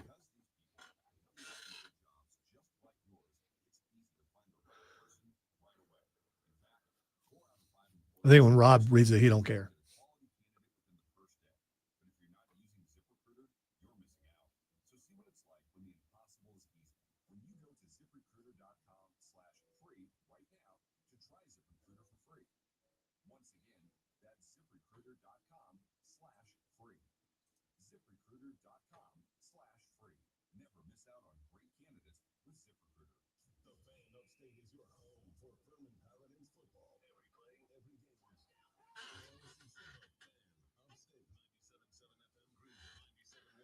Speaking of Robert, where he is.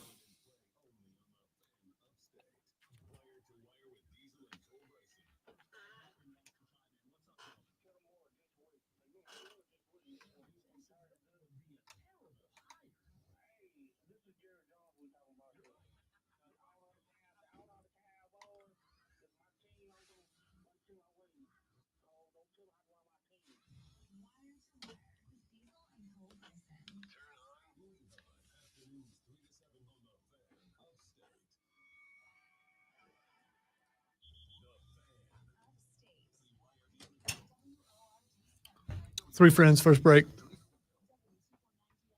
10-4. Three friends, first break. A B+ on that one. Yeah, here's the reason why, because you have probably instead of probable, and that's what threw me off the first time. And so I figured it got me this time too, right at the end. So I've now fixed it. It's my fault because when I proofread, I should have fixed it. So we're going to blame it on the editor. We're going to blame it on me. It's Okay. probably does work there. It's just not within football context. It just. Can you dig it? The Rob Brown Show's a Friday football fiesta is on, y'all.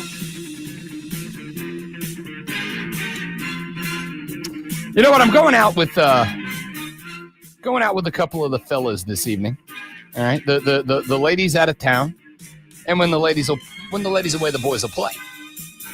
I'm going out with the boys tonight, and I have recently purchased some clothing that's not like traditionally in the Rob Brown repertoire. It's not really my thing. But I just kind of wanted to see, like, let's take it for test drive. Let's see if we like it, right? Like maybe sometimes there's stuff that you go, I'm not going to like that. And then you try it and you like it. Food, clothing, style, whatever. And the more Zoe keeps playing the Magnum PI theme, because if you haven't joined us on the stream yet, I'm test driving a mustache for the first time in my life. And I'm not committed to it, but I'm not against it yet. Like it happened on Wednesday. It's now Friday. I still have not decided where I've landed on this. Yeah, I know. And my wife. So it's probably going away. But she hasn't seen it in person yet. Whether I care or not doesn't matter, but we know who does. So yeah, I mean, there are two opinions that matter on whether or not I make this a thing or not. Mine and the wife's. Now, she's only seen it over a phone screen when I FaceTimed her on Wednesday.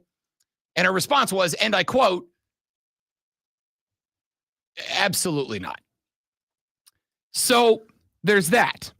But, you know, it's I told her, like, wait till you see it in person. So maybe you won't hate it. You're trying to decide if you're going to be defiant. If you're going to say, this is my face. No. This is what I'm going to do. No. I am trying to decide if I like it enough to keep it. All right. Because if I like it enough to keep it,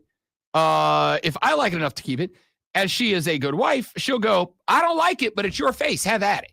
Like, she's not going to say no. But she will say, I hate it, but you can keep it. Listen, you spend a lot of money getting logos made and making, you know, your head the show, and now you're changing your head. So you're going to have to go spend money and change that logo, or the logo's a lie. And I don't like being a part of a lie. Well, for the record, the only logo that has its face on it, I made that in Canva like 10 minutes. The logo that's on the screen right now with the microphone is the official logo, which there's a reason I don't put my face on logos. So it's up in the air. But the more the great one plays, me down, didn't you? The more the great one plays the Magnum PI theme, the more I'm thinking, maybe this is how I go out with the fellas tonight. Maybe I keep the Hawaiian shirt on. Maybe I head down to the Hibbets and see if I can find a Detroit Tigers hat and just see who gets it. Why not? I mean, there's other sports places. They usually have the good hats. Oh, you got to have the good hats. Maybe right? go to play it again, so you don't have to pay full price for it, but then you have to wear someone else's hat. No, give me the Detroit Tigers hat, but I'm going to go flat bill. It's going to be like contemporary Magnum PI. Does Chris down the hall know that you raided his closet? No, this is not. No. This is me. Okay. I have 17 Hawaiian shirts. He's been wearing those for years. Oh, I know. So have I. These are in the okay. rotation. I did live before I got here. I've been Hawaiian shirt guy since I grew up on a beach. You lived in Jacksonville, right? Butthole of America. It is 8:04 in the AM, people. Let's do an audio blitz because we didn't get a chance to do so yesterday because Alonso so rudely left the show. Yeah, it's like, you know what? I'm done with this. I can't take this mustache. So rudely. I'm going to go somewhere else and work. Left the show. It was unbelievable. So let's get to a couple of clips. I want to start with this one. I've used the phrase many, many times. I'll use it again. How can you not be romantic about baseball? Like, baseball is just, it's perfect in just about every way, except for balls and strikes being called by umpires. It's perfect in just about every way. This is Pat Murphy. He's the manager of the Milwaukee Brewers. The Brewers clinched a playoff spot, and they had just a very special moment in the locker room afterwards. I got a letter today from you, and before we toast, I want to read it. Thanks, Mark.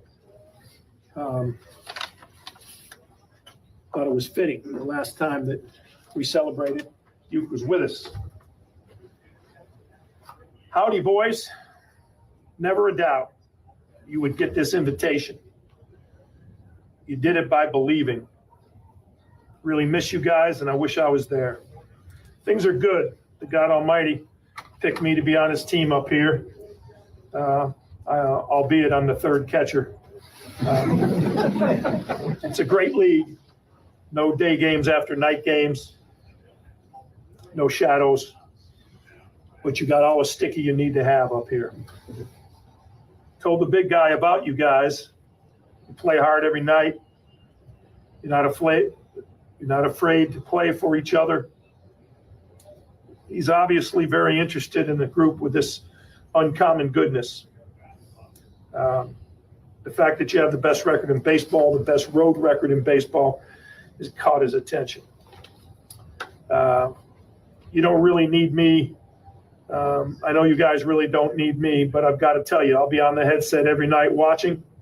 And don't forget to take it all in, enjoy it, keep it light, and believe in each other. Bob Uecker. So let's toast to him and to our team, what we've achieved so far. Hey.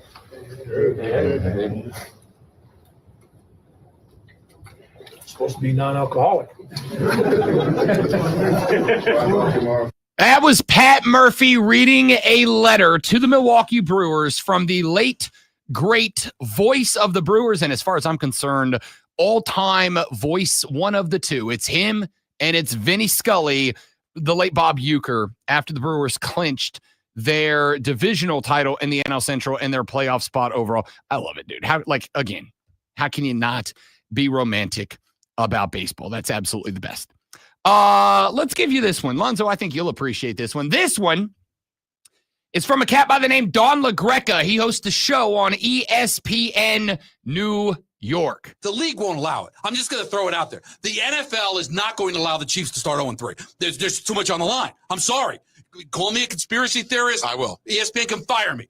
The NFL is not going to allow the Kansas City Chiefs to lose that game on national television and be 0-3. That's not going to happen. What are they going to do? But you've got they're getting married later. They're engaged. But you don't really believe it. They got all these nationally televised. It's not. I'm telling you, we're going to sit here on next Monday. Well, they're just going to win, though. We're going to sit there and we're going to say there's going to I'm telling you, there's going to be at least 3 calls where we're like, how did that happen? But do you think they're really going to need that? Probably not. I'm just telling you, on top of the Giants not being good, the league just won't allow it. I'm like, well, honestly, people, rise up. Come on, speak our minds here. Is there any world that the NFL? Okay, so that clip, I pushed the wrong button, but you get the point. I love it. It is adorable that my guy is just going ahead and laying the groundwork now for his team to get hammered by the Chiefs this weekend so that he can come in on Monday and go, nuh-uh, they cheated before the game even starts. So what I enjoyed was the chemistry between the two, the loud guy and the quiet guy trying to hold his laugh when he's asking him the questions. It just sounds really familiar. My favorite part was, you can call me a conspiracy theorist. I will. Like, that's spectacular. Spectacular. I love that clip. If the league wouldn't allow it, then why didn't they call those false starts on Tush Push? I mean, well, because the thing now is, you guys are old news. We're finding our new one. So Philly's the one. Philly's the hot right now. Okay. But we're also, and this is a Bill Burr conspiracy theory, which I'm also kind of thought was hilarious. I forgot to get the edited clip, but Bill Burr, comedian who I absolutely adore, said that he believes that the NFL right now is testing the waters of replacing Mahomes and Kelsey with Josh Allen as their face of the league. He said, think about it. You tune into that Sunday night football game. By the end of the first quarter, we've seen Josh Allen's wedding pictures 13 times. He's like, do you think football fans, give a damn about Josh Allen's wedding pictures? We don't. We don't care about that. We're not going to care about Kelsey's. We don't care about any of it. We just want to watch football. But the NFL has got to pitch to people who are there for the entertainment, not the football. And that's how you do it, as you show the human side of this. We haven't seen the wedding pictures of any other player except Josh Allen. But here's the other thing. Haley Steinfeld is famous. So if he was just marrying someone no one had ever heard of before, they wouldn't have done that. But he married someone famous. I agree. But I also don't think the theory is wrong.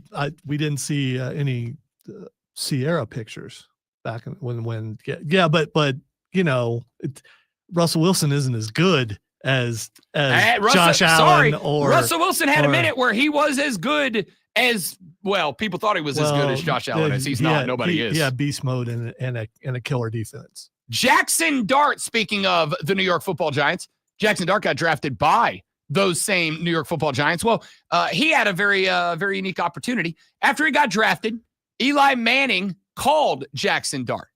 He said, hey, I called the guy. I wanted to offer up, if I can be of any assistance. So I told Jackson, if you have any questions about anything, I'm here for you, football related, or just, when you're deciding, what town you want to live in, or this or that, or all of a sudden it's training camp. He calls me, one day. He's like, "Hey, you got a minute?" I'm like, "Yeah, of course." So, such a similar situation we're in, like, bringing in a veteran like Russell Wilson. They brought in Kurt Warner. Yeah, sure. I was like, maybe this is dealing with that or something. He goes, "Can you give me a reservation at Fort Charles tonight at 6:30? The best French dip in America." Yeah. I was like, no, that's not part of the deal. Like when I said I'm happy to help out, I'm not doing that. I'm not your reservations guy. You have to earn the right to call and get your reservation. That's amazing. Fort Charles Prime. Let me just give a little context to it. It's this like 8-table restaurant in Greenwich Village in New York City. It's impossible to get a table. It's one of those where you can't just go on Open Table or Resy and get a reservation. It's probably the greatest meal I've ever had in my life. So Jackson Dart, newly drafted to the New York Giants, gets extended an offer from Eli Manning. Hey, man, listen, if you need anything, if you need a football question, if you need to know where to go or where to live in New York, if there's anything I can help with, the first call he makes to Eli is, "Yo, bro, you're Eli Manning. Can you get me a resi at the most exclusive and elite restaurant in New York City for 4, please, tonight? It's tonight at 6. He's like, "Bro, that's not what I meant." Hold on. I love that from Jackson Dart, new favorite player. Eli deflected. Here's what he did. He made it look like, I'm not helping this rookie out.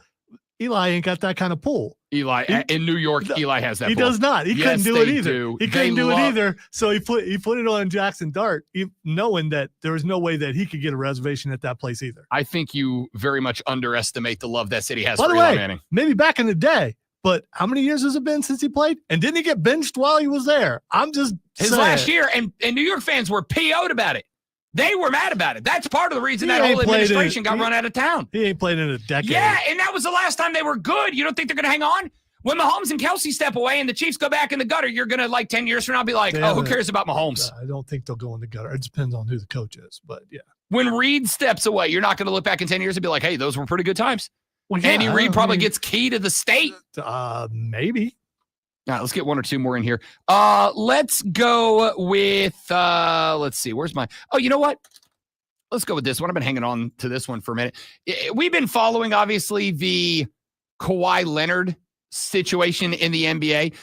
If you haven't been up to date on that story, effectively, when Kawhi Leonard signed with the LA Clippers, at the same time, he signed a endorsement deal with a company called Aspiration. The company Aspiration was a, because it doesn't exist anymore, was a company that was run under the pretense of helping go green, right? Like helping people be energy conservationists, whatever. So Kawhi gets a contract with this company that coincidentally enough was for about the same amount of money that Kawhi could have gotten had he gone and signed elsewhere, and it kept the Clippers under the cap. And more stories have broken. Like, for instance, we found out a few days ago from Pablo Torre, we found out that Aspiration was late on a multi-million-dollar payment to Kawhi Leonard for this deal. They were late to Kawhi Leonard because they were bankrupt and going out of business. Well, at the same time that it was discovered that this company was bankrupt and going out of business, was over, all of the sudden, a minority owner of the LA Clippers, not Steve Ballmer, another minority owner of the Clippers, just happened to invest about the same amount of money that was owed to Kawhi Leonard in a company that was already bankrupt and going out of business. Not great. Well, two clips from NBA Commissioner Adam Silver. One of them comes from a day or two after the story about Aspiration broke. When the podcast came out, it was news to me. I'd frankly never heard of the company Aspiration before, and I'd never heard a whiff of anything around an endorsement deal with Kawhi or anything around engagement with the Los Angeles Clippers. So it was all new to me. When the podcast, Pablo Torre's podcast, Pablo finds out, When the Pablo podcast dropped, he said, I had never heard of aspiration. Well, then a couple of days later, a journalist found details of a conversation Adam Silver had about aspiration before he said he had never heard of aspiration. So somebody said, whoa, Adam. You had heard about him because you talked about him before you said, I've never heard of him. So Adam Silver got the chance to fire back, and this is the response he had. If I said I never heard of it, I meant in the context of the accusations here. I mean, I certainly was aware of the brand, but I didn't know anything about it. Nope. That's not good enough, Sylvie. That's not good enough, Silver. Silver said a handful of days ago, I've never heard about the company aspiration. And then somebody said, yes, you did. And he said, well, what I meant was in the context of the Kawhi story. That's a pretty good. That's not what you said. That's a pretty good deflection off the cuff. But I mean, it's not a good look, but still, it's a pretty quick deflection. Yeah, I mean, very political. Very political. That's gross. Buddy. Depends on what is. Here's the problem. The problem that I have is, and drug prices are coming down 1,500%. Like, no, that's not how things work, Adam. We know that, okay? Like, we know that. The interesting thing about this to me is that this is being labeled, the Clippers Kawhi story, this is being labeled as the largest salary cap circumvention story in the history of major professional American sports. This is the type of story we've said in years gone by. What do you think it would take to derail a professional American sporting outlet? And I've had one answer and one answer alone. I think there is only one thing that can do it, and that is finding out officially, for sure, guaranteed, proven empirically, that a league is rigged. A lot of conspiracy theories thrown around, great. If it is ever thrown out and proven that a league is rigged, that is what will take a league down. This is interesting because the NBA is already committed to doing a full and wholesale investigation into what happened with Ballmer, with the Clippers, with aspiration with Kawhi Leonard. But if I've got a commissioner who is in charge of the investigation, who is, it would appear from these two clips, actively willing to lie about the thing, then in what world do I walk away from that investigation thinking that there is any reason to be confident in the belief that the NBA will indeed investigate and, if proven, actually bring the hammer down on a Clipper or on the Clippers or on the Clippers owner who has been largely very good for the NBA. Ballmer's been good for the NBA. I don't have any now. If Adam Silver's willing to that bold-faced lie, and then when called on the lie, just go, oh, that's not what I really meant. That's not what I really meant. Let's take a break. We'll come back here in a minute. We got Rashad Beard joining us in about 20 minutes to talk Carolina Panthers. The boys from the Moving the Chains pod joining us in about 40 minutes to set you up for the high school football weekend and a whole lot of football around that on the Rob Brown Show in the Fan Upstate. Three friends. All right, guys, one more live, hitting the restroom, and then we're right back. Stay right there for me, please, and thank you.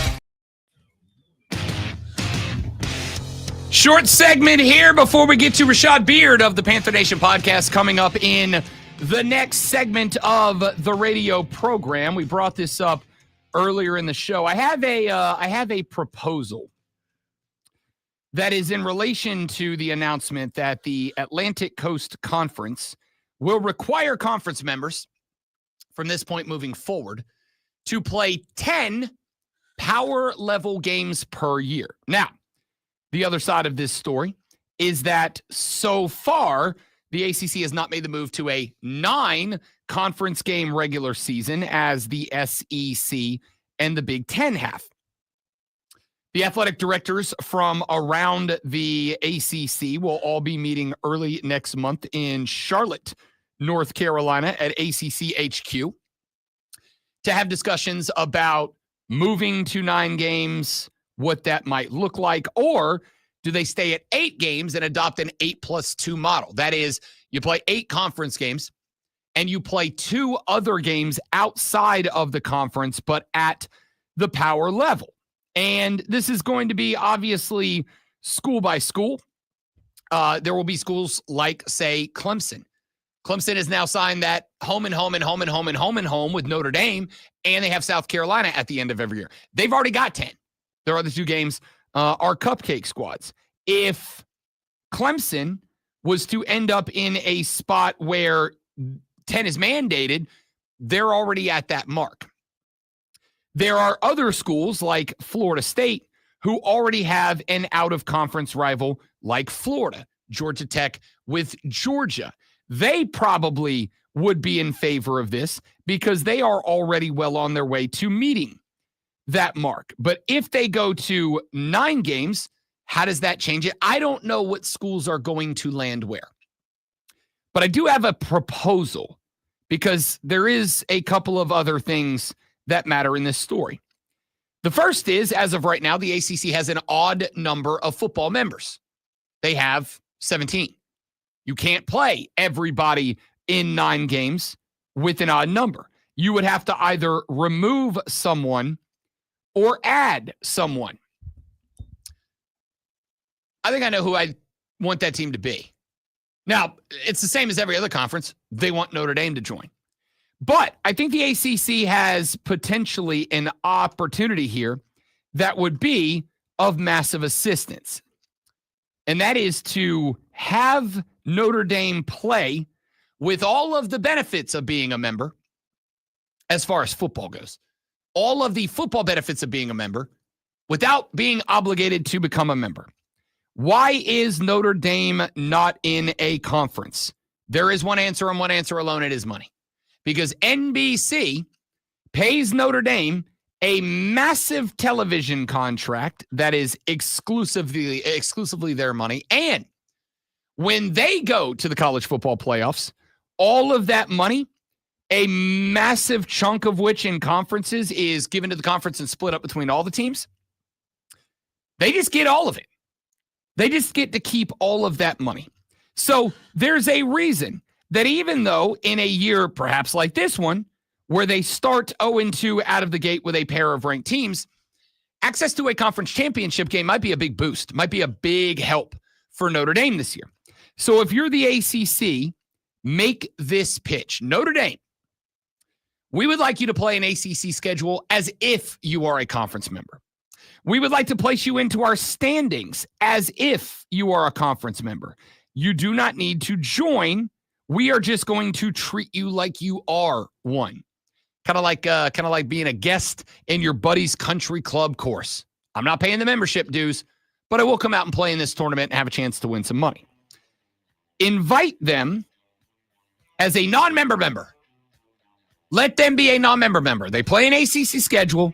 They count in the standings, and they have access to the ACC Conference Championship game. So if they have a year like this year where they start 0-2 out of the gate, that is still on the horizon for them.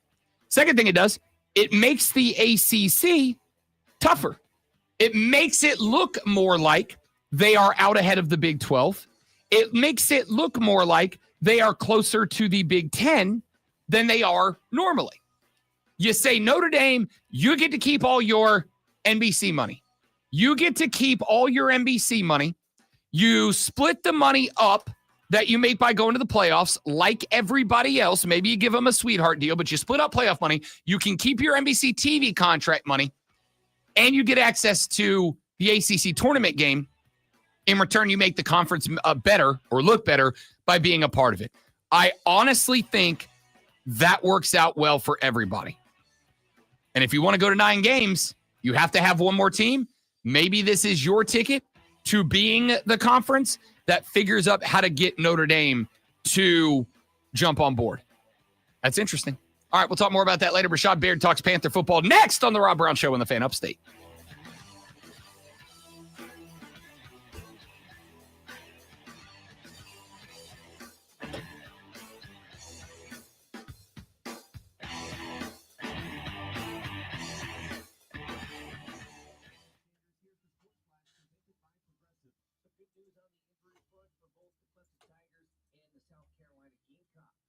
Gamecocks.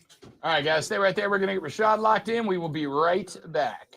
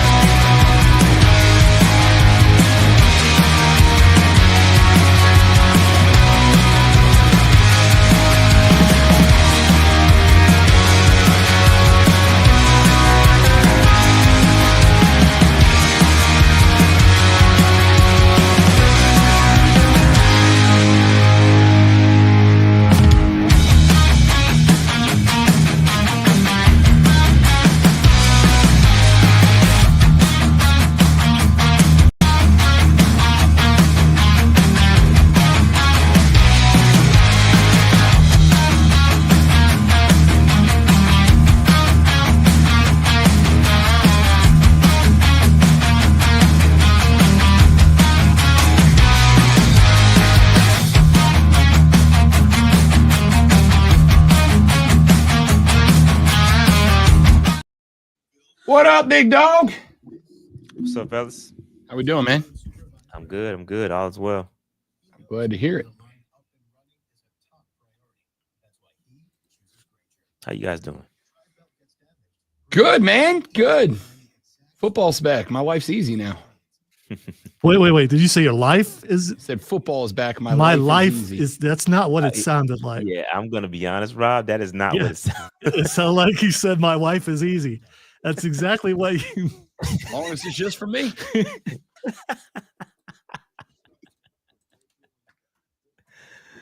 Oh, that's funny. Now I'm gonna have to go back later and see if that's You have to exactly what rewind. Pull the tape.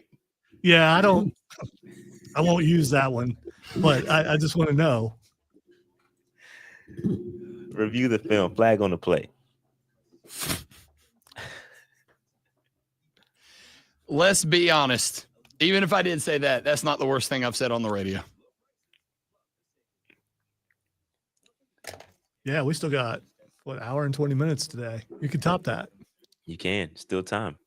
Plenty of it. Our stream is chiming in. They also heard wife. So I Okay. definitely heard. Well, like I said, as long as it's just for me, I'm in good shape. she's out of town. So, he's.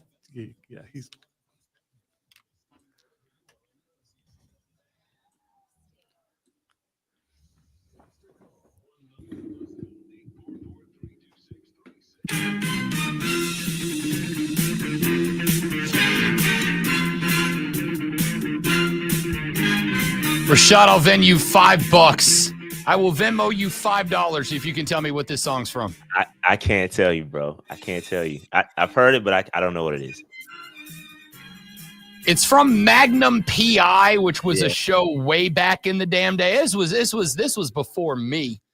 Lonzo won't stop making fun. I'm taking the mustache on a test drive, Rashad. I'm not committed to it yet. Trash it or stash it. I value the opinion of Rashad Beard. Trash it or stash it. You can be honest. No, I like it. Looks good on you, brother. You look good.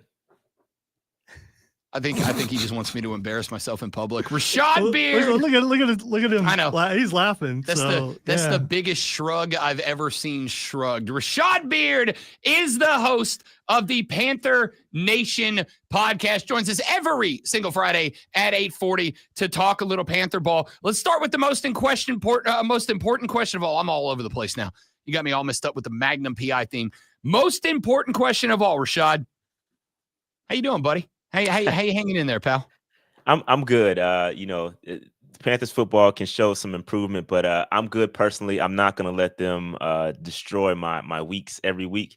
So I'm good. I'm kind of over it. You know what I mean? We're good. That's fair. I respect that. All right. Let's start with me being a butthole out of the gate. I wasn't super impressed. I'm glad the team showed a bunch of fight in the come from behind against Arizona to climb back into that thing. You get the onside kick. Everything's going great. Arizona was bringing 3. They were dropping back. They were playing prevent. They were pretty much letting you do whatever you wanted to do because they were getting to do pretty much whatever they wanted to do. Glad to see the fight, Rashad, but it doesn't convince me that a corner got turned last week. Yeah, I'm with you. I think perspective is important. Depends on how you view the team. I think if you're looking for the negative, you can find it. If you're looking for the positive, you can find it. For me, I'm with you, Rob. I'm not impressed. You basically came out and did the same thing you did last week against the Jaguars. You turned the football over early. You had a couple offensive line miscommunications. You had some injuries. You did deal with some injuries. Also, Arizona did deal with some injuries in their secondary too, which probably helped with the comeback as well. But a lot of miscues. We starting games flat. I don't know who to blame, whether it's going to be Canales, whether it's going to be Bryce. I think everybody can take blame for what's going on, but we have to find a better way to start fast. Like we have to start fast, or every game is going to be like this. We're getting rattled early, and then we just don't have the capability to come back. We're not built for it. We did a good job. They tried. I commend them for fighting back, but we just don't have it. We just don't have it. It is interesting to me that Dave Canales has skyrocketed up the Vegas shortest odds to be the next coach fired. He was, if I recall correctly, he was like 16th or 17th in those odds preseason. He's now sitting at number 4 or 5, depending on what book you look at. And, you got some guys like Mike McDaniel. Obviously, he's going to be at the top of the list, et cetera. But it blows my mind, Rashad. But what's your reaction to it? Because I looked at it and I thought, all right, you came into the year with some expectations, maybe not lofty, but you're 0-2. It's not a great start. And more importantly, you kind of look like you're still figuring it out. I blamed it on not enough time played together in the preseason with the starters moving all over the place to really develop the preseason chemistry. Where do you land on Canales being top 5 on that list? I mean, results speak for themselves. I mean, for me personally, I'm not going to say Canales needs to be fired. We need to move on from him at this point. I think we need to let it play out. Maybe he just starts the season slow, and that's just how we are. Maybe we finish strong. We won't even remember the first 2 games. So I don't know, man. But we need to turn this thing around. You know, the rah-rah, and we're getting a little sick of it. You know what I mean? It's the turnover Tuesdays and all these little themed. That's cute, right? But we have to see the results on the field, and it's not connecting. Whether it's the players, whether it's his scheme, whether he has the right players to put a scheme in, which is a whole nother discussion. I don't want to even go there yet, but it's something is not right in the Panthers organization, especially with that offense. I thought defensively, if you want to look at a bright spot, I thought defensively we played well. We stopped the run, held them to under 100 yards. So we talking about Evero, and I see some Evero comments in the chat. I thought we did a good job defensively. You know, I thought they did an excellent job. And shout out to our secondary too. Well, specifically the corners. They're doing a great job. Great cover corners. They're doing very well. But outside of that, man, you know, Canales, I can see it. I mean, he's got to get better for sure. We're going to come to the defense here in just a minute, but I want to keep with the offense for just a second. Sorry. No, you're good. I do want to get there, but I wanted to get your thoughts. After week 1, I said on the show, love the guy, entertaining as hell. I got a lot of concern about Xavier Legette. After week 2, my stance, Rashad Beard, was when Jalen Coker comes back, Xavier Legette's getting the axe, not Hunter Renfrow. Yeah, that is the sentiment around Panther Nation, is that when Coker returns, which is hopefully after week 4, then XL is going to slide to, you know, where to the bench, and and Coker takes on number 2 outside, which is what they've been training for him to do. They've been trying, because last year he played in the slot a lot, and then this year I think they're trying to get him on the outside more. And you saw that in the preseason when he came in when XL got ejected, and Coker did a fantastic job replacing him. So we already know what Coker is capable of. But yeah, the 8 targets, negative yards, that's historic. I think he's like the first wide receiver to do such a feat. And it's not a good thing. I think he's in his head. I saw his locker room interview, and I felt bad for the kid, man. I think we like him. Like, we really, really want XL to be great. And so this is not me saying, oh, he's a terrible person. Because that's not the case. We really like XL. We want him to be successful. But at the end of the day, results speak for themselves, and it's got to translate to the field. All the coon talk and all the Kentucky Derby, that's great. But you gotta get it to the field, and it's not translating. So we gotta do better there. No, I agree. That's where I'm at. I want the guy to be successful as both a dude and as a member of #team content. Like, I want XL around forever, but at the end of the day, I would take 22 of the most boring, lame, vanilla dudes in the world if they go win a Super Bowl over 22 of the most electrifying entertainers in the game if they can't. Talk to me about the defense, because 2 weeks ago it was a lot of, and I asked you the question, I don't think you have the personnel to run a 3-4. Do we see that shift up? Can Evero change the system? Whatever.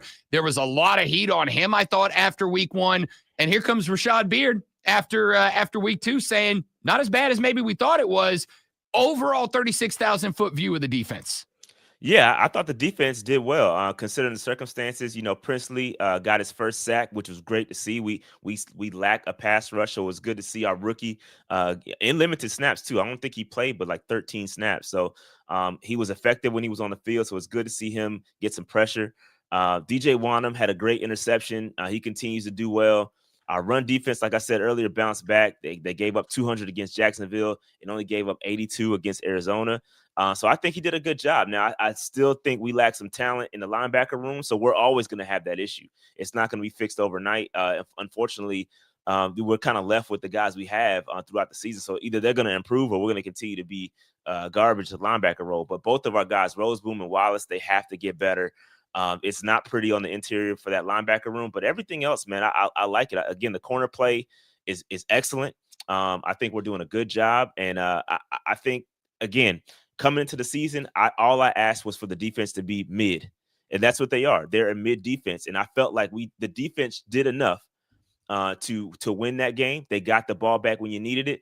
You know, seven of the points came from Bryce Young's turnover, right? So I felt like the defense did a great job. They weren't perfect by any means. Please, I'm never going to say that, because they still lack some talent, but they did a great job considering the circumstances.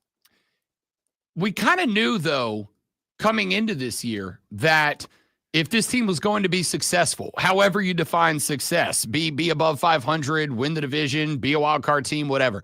We kind of knew coming into the year, didn't we, that if they got there, it was going to be behind a good offense and a good enough defense. So like I'm good with where you're at there. Yes, we'd all like to be better, but I'm good with where you're at. Just waiting for the offensive turnaround. Dude, I don't have an answer for it right now, and it's very frustrating. Yeah, it is frustrating, and we have a tough matchup coming up against Atlanta. That offense their offense and defense are solid. We're down 2 offensive linemen, Robert Hunt and Austin Corbett, go to IR. Robert Hunt is the bigger loss of the two. I do feel confident enough in Cade Mays as Corbett went down last year. Cade Mays stepped right in, did an excellent job. So I think we're going to be good at the center role, but that guard position, putting Chandler Zavala in there, he's going to have to step up. Now, he did have a better season last year than his rookie season when he got the opportunities to play.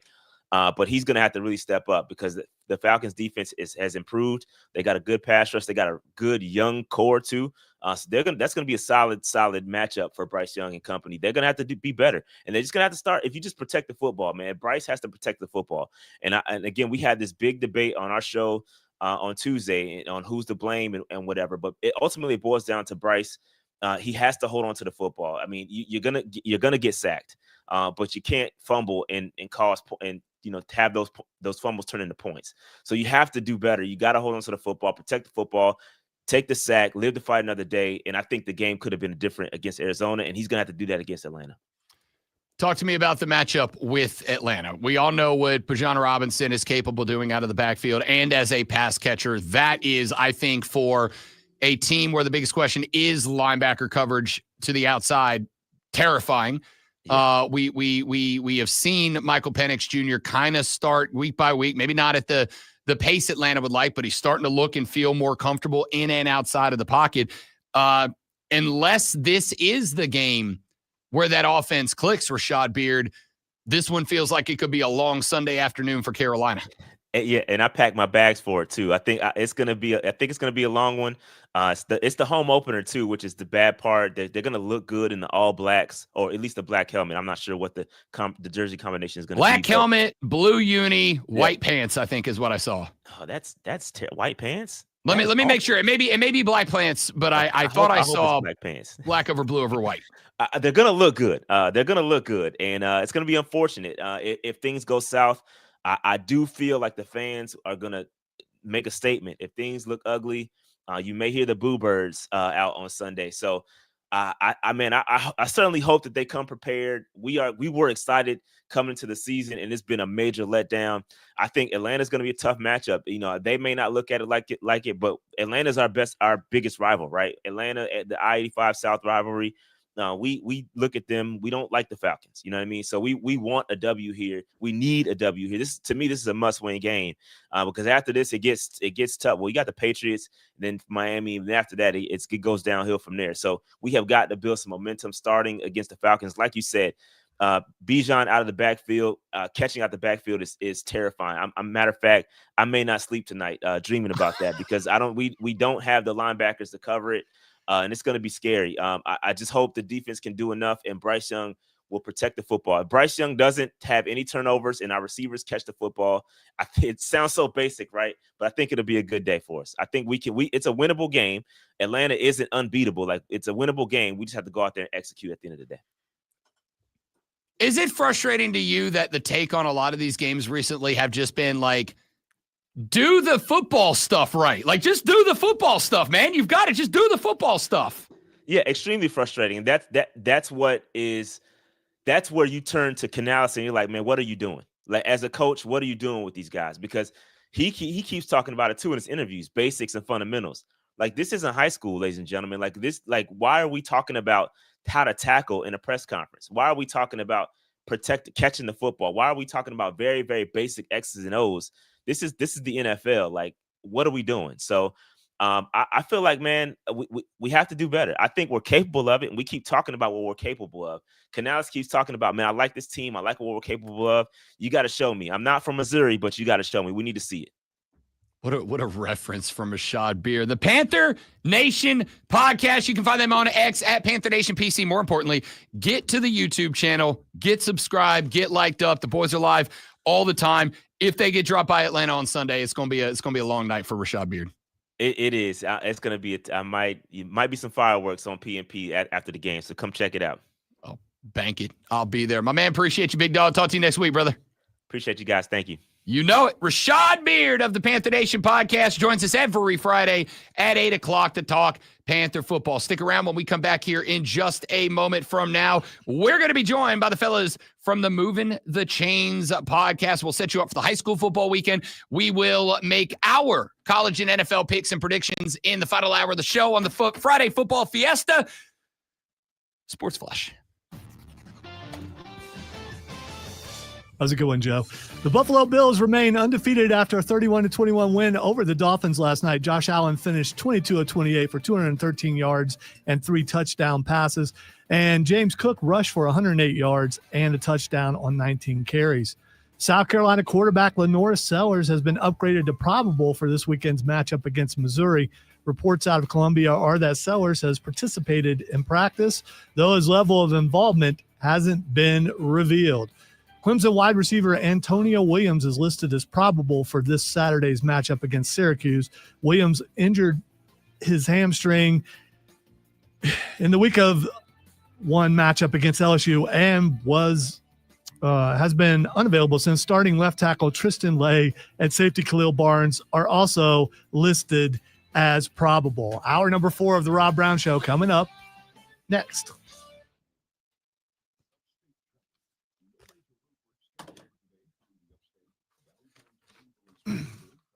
All right, it's going to sound like an excuse, but yeah, I got hit by some serious pain right there.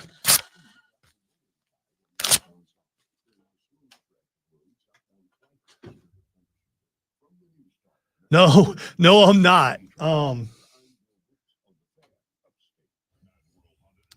I am having some kidney problems, and I took a groin shot by a hobnailed boot from a angry dwarf there, like twice in a row. My bad.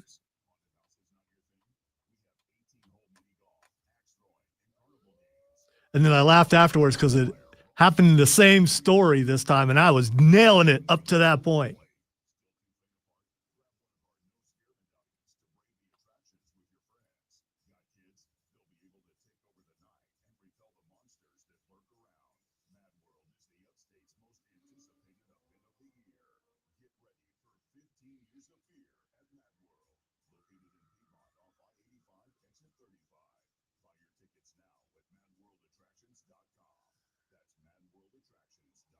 That's a good one, James.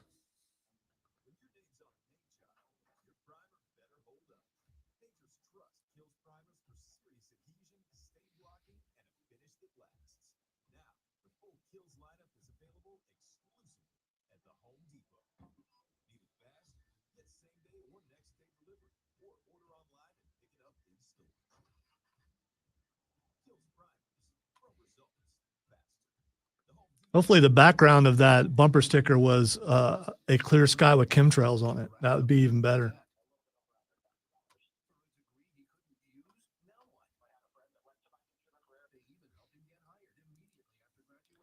Zach, been making fun of him ever since I walked in the door because, you know.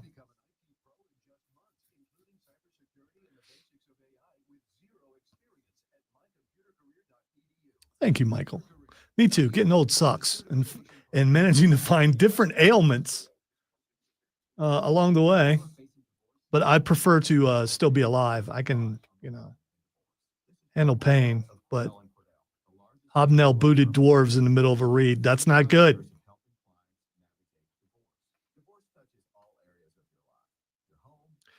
I've been playing the theme all morning, Keegan. And Rob's trying to play it off like when he asked Rashad, do you know what that theme is? Like that matters. Other people know what it is. I know what it is. He knows what it is. So you're back in your chair? I am back in my chair. And Rob stole your shirt. It looks good on him. Mm-hmm. Miles Teller looking.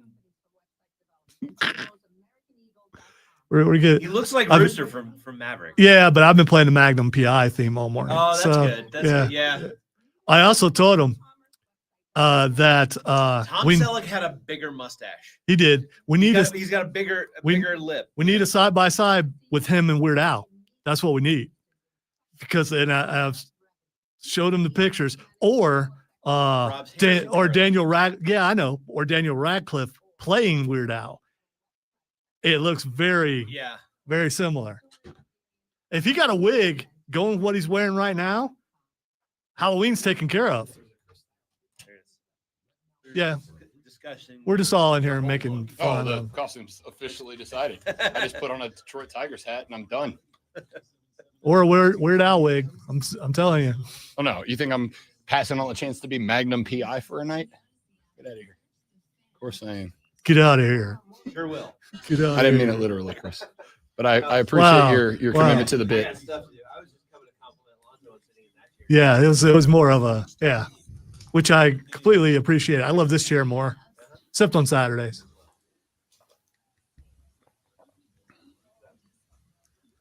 More like Dale from Rescue Rangers. No. Oh, that's great. That is awesome. That is good.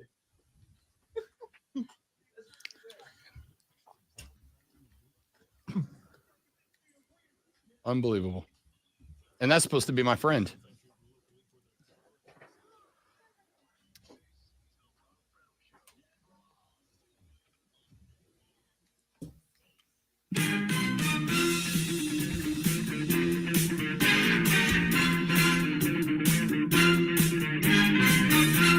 Kevin, I'll Venmo you $3 if you tell me what this is the theme song to.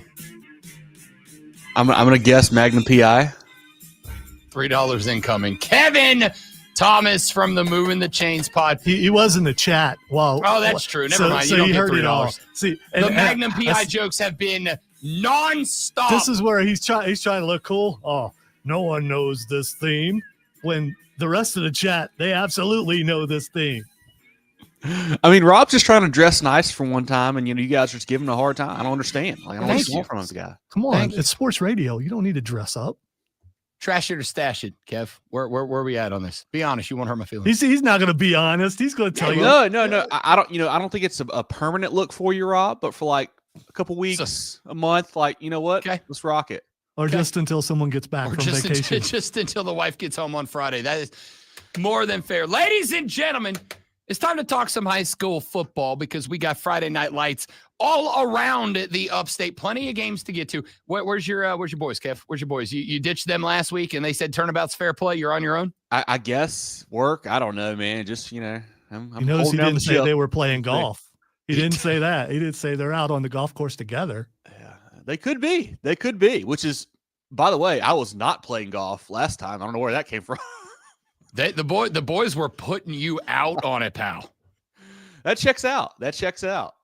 I like it. A little team camaraderie. By the way, look at the new setup in the background from Kev. Almost looks like a sports broadcaster here for a minute. Man, these teams have been hooking us up all kinds of helmets and hats. Like, I need more shelving. So we got to get that figured out. I do. Listen, I'm just glad you ditched the paintings and chandelier in the background, man. Hey, that was a vibe for a minute. You got to level up sometimes. You got to level up. Respect it. So you're trying to turn this back on him. It's not going to work. We all still see that mustache. I'm not committed. I'm not uncommitted. I'm just not committed to it yet. We'll see where it goes. Ladies and gentlemen, Kevin Thomas from the Moving the Chains pod. Maybe one of the other boys will show up. Maybe not. Doesn't matter. Kev's got us covered on everything happening high school football around the upstate, brother. Let's jump right in. And obviously the game that if you tune in this evening, you will hear the legendary, the illustrious Cole Bryson on the call as the Burns Rebels back at the crib this evening, this time hosting the Wade Hampton Generals. I know the last time we chatted, Kev, there were some injuries that kind of impacted the lineup for Wade Hampton the last couple of games. Where are we at health-wise with the Generals, and what are we looking at with this one at Nixon? The Generals are getting healthy. They had, I think, a bye week last week, but I mean, really, Rob, this is going to be all about Burns tonight. They had a bye week as well, kind of a get right week for them. They bounced back nicely 2 weeks ago with a nice win over Greer after the tough loss to Irmo the previous week. this is a team I think that is poised to make a deep run here, especially when we get into region play starting this week.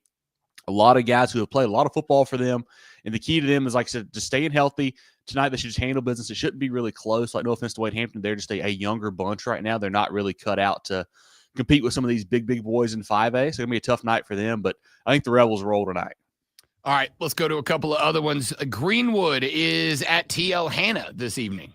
One of the better matchups in the state. Two really fun teams here. Greenwood, led by quarterback Tristan Lewis. He's a South Carolina commit, going to play DB for them. But he's playing playing quarterback right now for the Eagles. He went 287 and a touchdown passing and 100 yards rushing and another touchdown there on the ground last week. A lot of guys out wide. Jay Duncan, Desiree Christian playing big for them. This is a team that a couple years ago, Rob, where they were really run heavy. Like, they wanted to do kind of some option stuff, some wing T stuff. But now as Lewis has grown up, his 30 years of starter, they've really become more of an air and out kind of air raid team. Really fun to watch the progression there for Coach Liner's bunch.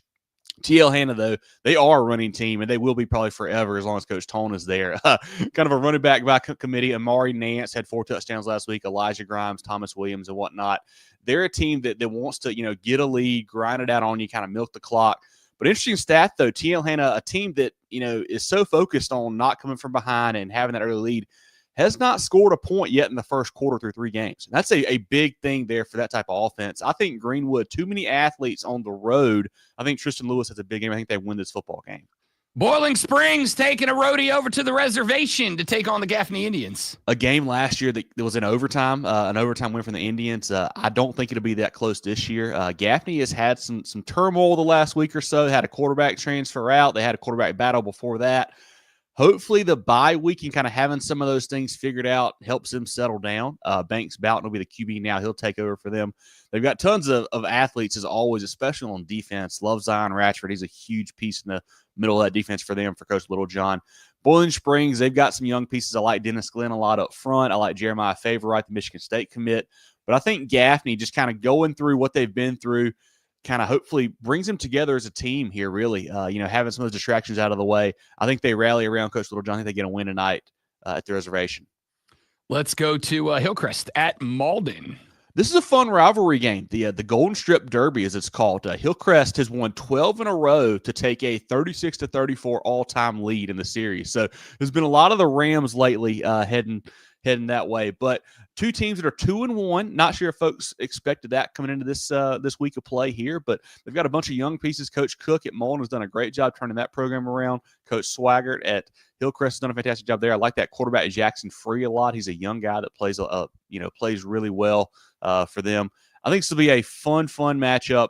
I'm not sure which way I'm leaning here, but should be two up-and-coming teams getting at it here in a rivalry game to start off the region play. Is that maybe the game to go check out tonight if you're looking for a little high school football? I think it's a good one. It's kind of under the radar because just folks, like I said, neither one of these teams are in the rankings right now. They're neither one's top 10, but two teams that obviously don't like each other, as being rivals there. Two teams that have some pretty good playmakers too that I think will be fun to see. All right, Riverside at Dorman. Riverside is a team that I cannot figure out. I was really high on them early on, going into the season. 2 weeks ago, they get smoked by Greenville, get beat by Christchurch the week after that on a walk-off field goal. Have not played well offensively like I thought they would. They've got some really good players, Gideon Marib and Speedy Taylor and Samad Edie, but Dorman has just looked really good. Their one loss is to Greenwood, but they run the ball well with Nick Means. New quarterback Meek Slidell has played well for Coach Morse's bunch. I think Dorman, too much run game at home. I think the Cavs win it. Spartanburg is traveling to East Side. Spartanburg started off a little bit rough, but they played some big boys, played Northwestern, played Dutch Fork, took a couple losses. They had some injuries as well early on. They're kind of getting healthy now for Coach Hodge. East Side's an intriguing bunch to me, Rob. They're undefeated, haven't played the toughest schedule yet. They're one of the teams that in this, Region 2 5A kind of gets overlooked, I feel like, a lot of times. You think about the big boys with Burns and Gaffney and Dorman and Spartanburg, but they're one of these teams that wants to make their mark. Coach Wilcock does a great job over there. I don't know if they have quite enough firepower to win this football game. I think Spartanburg probably a little bit deeper, but Eastside's a team to keep an eye on. Should be a fun game. Let's keep the party rolling. Kevin Thomas from the Moving the Chains pod here on the Rob Brown Show on the Fan Upstate, getting you set up for some local Friday night lights, high school football. Christchurch at Chapman. Chapman Chapman is glad to play a 3A team again. Let's put it that way. They started off with a really tough non-region schedule, have not won a football game yet, but they're getting better and better. They kind of changed their offense before a couple weeks ago. They took Clinton into overtime, played well in that football game. They're a team that I was kind of high on coming into the season. I'd heard they'd gotten a lot better, had a bunch of young guys last year. The record hasn't shown it yet because they played some big boys, but I think they are getting better. Christchurch, a team that is led by guys like Jude Hall and Ed Atkins and Michael Martin.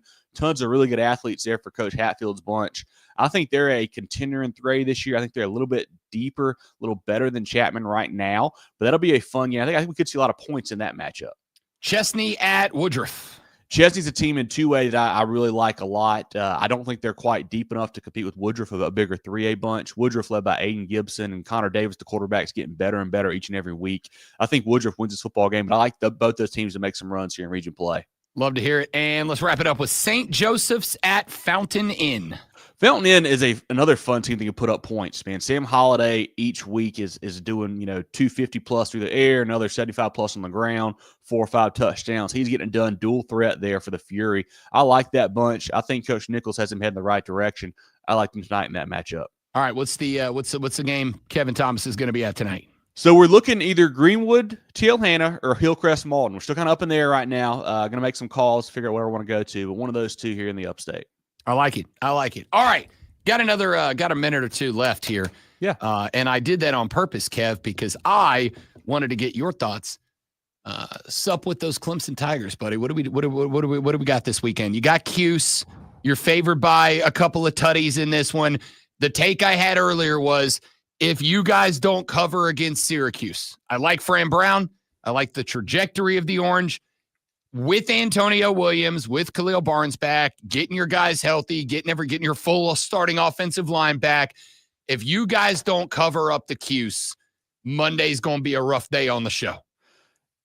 I agree. I mean, I'm not going to touch the game, honestly, with my picks there. But I'll tell you, I kind of thought the same thing last week, Rob. I was like, after a tough loss to LSU, you look bad against Troy, Georgia Tech, an up-and-coming team. This is the game that you're going to come out and hammer them. And obviously that didn't happen. So I'm a little bit worried. It feels like, I don't know what it is. Like we've got good players. I like the coaching staff, but something is not meshing well right now.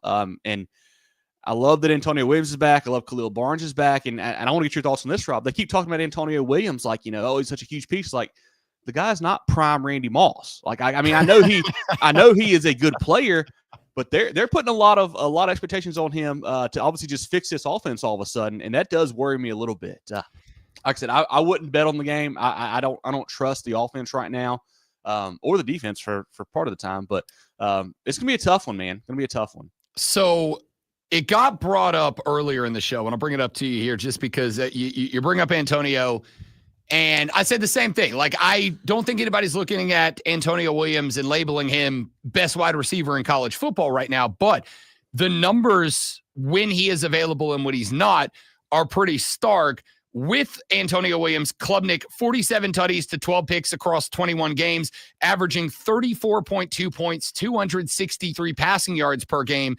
Without him, 7-4 across 11 games, 12 touchdowns to 8 picks, 10 fewer points per game, and barely averaging 200 passing yards. You're dropping over 60 passing yards. You are dropping your tutty to pick ratio from 4.5 to 1 down to 1.2 to 1. I mean, even if he's not that guy, his impact on the offense is empirically important. Having him back is the reason I've said, like, if he is that critical of a piece, and the numbers say that he is, and you don't want to take advantage of that and run Syracuse out of Clemson with like a 40-point loss, I think all of those things that had Dabo frustrated at that presser earlier this week, I don't think he can push back on those. I think it's okay for Clemson fans at that point to go, whoa, something's wrong. No, I agree completely. I mean, he had a spirited press conference on Tuesday. I guess some folks loved it, some folks didn't like it. Look who's learning the radio terms. I like it. It's one of those things. But yeah, with Antonio, and you think it's almost got to be more of a mental thing, really, for anything for K, because I mean, we've got other good receivers. Tyler Brown steps in and plays well. I mean, and you've seen the highlights, Rob. You've seen the cut ups. Like there were plenty of open receivers against LSU that he didn't hit. Plenty of open guys against Georgia Tech he didn't hit. Same thing with Troy. it wasn't that we don't have guys in the right spot. It must just be a mental thing for him with Antonio out there. He just, I guess, feels more confident where he's going, knows where he's looking, and just kind of reacts a little better with Zero on the field with him.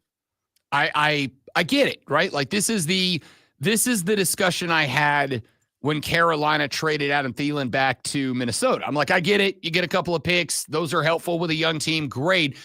He always felt like the security blanket for Bryce Young. Like when he was available and he was out there, he felt like he was more loose. And I said, listen, I think Hunter Renfrow is as close to Adam Thielen as you are going to get. Great pickup to bring him back. But it might take BY a little while to find out where that comfort level is without the guy. I wonder if that is the same thing here. Or, and this is the last one, and I'll let you go, Kev, do we have to maybe acknowledge that, like, maybe this is just who Cade Klubnik is? Maybe it's just a miss. Maybe we got misled by inflating the numbers last year against some bad teams. We all got tricked into it. Maybe he's just at his ceiling, or the coaches didn't develop him like we had hoped they would. I agree. And I mean, I don't want to down any kid, obviously. Sure. But I'll say that I have never been the biggest fan of Cade. Like even last year putting up the big numbers, it felt like it was against bad teams a lot of times. Sometimes it was just throws that just happened to work out that actually weren't the best decisions really either. And you just look at it, like you go back 2 years ago to when he was a younger kid as a sophomore, as a freshman playing, like he made tons of bad mistakes. It just happened to have some big numbers in small games last year. So I'm worried that this might just kind of be who he is. I never really saw the top 5 draft pick type hype. I didn't get that. I hope I'm wrong. Like, I hope he's great. But I mean, if he comes out and lays another egg this week, I mean, you may have to take a look at, you know, what Vizina's got or what you can do kind of behind him, because it's isn't acceptable with the way he's playing right now. Fair enough. I do not disagree with any of that. Ladies and gentlemen, Kevin Thomas showing up and carrying it solo. Who the hell needs John Epps, right? Like, come on. You said it, not me, Rob. I don't know. Kevin Thomas. You notice you didn't say that about. No, I would never say that about Jarrell. Jarrell. I would never say that about Jarrell. I like. We all need Jarrell. Come on. We all need more Jarrell in our lives. The Moving the Chains podcast available at movingchains.com. You can also follow them across all the social media at Moving Chains. No G. Most importantly, the podcast available on Spotify, Apple Podcasts, Google Podcasts, wherever great audio is to be found. My guy, enjoy the football tonight. Enjoy the football this weekend. If Clemson loses and you need an emotional support buddy, holler at me. I will do it. Thank you, buddy. I appreciate you. Good man. Kevin Thomas, Moving the Chains. Again, follow them on the social at Moving Chains. Appreciate them every Friday, as always. We're back after this on the Rob Brown Show in the Fan Upstate. Nice job, man. You almost sound like you know what you're doing.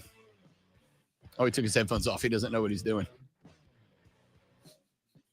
Incredible timing. Way to go, Keegan. Timing. Good job. Now Rob's like, what?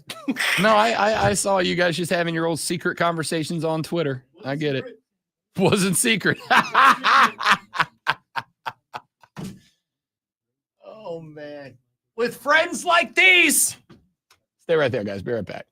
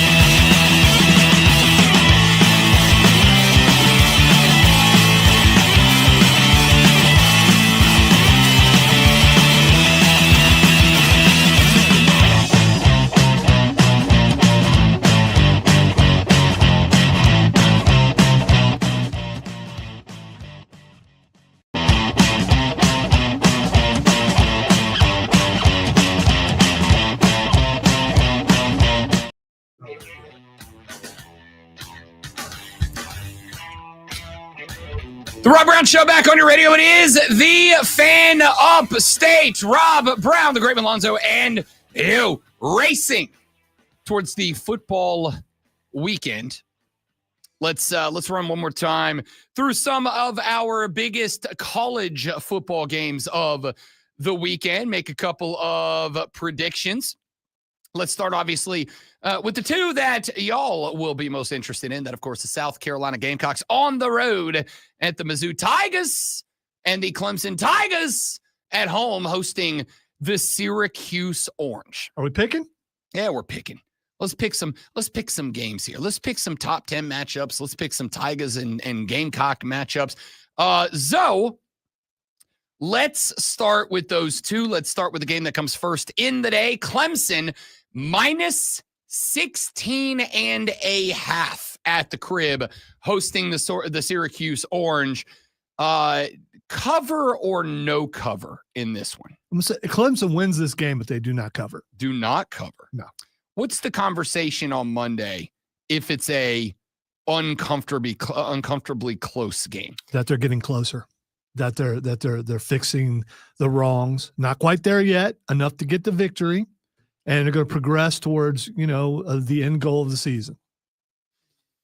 I think let's say for the sake of conversation, let's come up with a couple of different results. If Clemson covers, they win by 21. Cool. All right, they're fine. Maybe they just needed one of those games, right? You thought it was going to be Troy. Maybe that was a bit of a wedge game, bit of a trap game. You had LSU in week 1, Troy in the middle, but you were maybe turned your attention to Georgia Tech because that's a good team. Granted, if you get caught in a trap game, you better come out, you better win the game that made it a trap game. They didn't do that. So what if Clemson wins this game against Syracuse the way that Georgia Tech won the game against Clemson? Syracuse is not as good as Georgia Tech. I like Fran Brown a lot. I don't think that they have the coaching that Georgia Tech has right now. I certainly know they don't have the Haynes Kinging that Georgia Tech had against Clemson this past weekend. That's a special dude I tried to tell y'all about all off season long. If Clemson wins this game, but it's on like a walk-off field goal, I think the vibes are going to be very similar to if they just lose the game outright.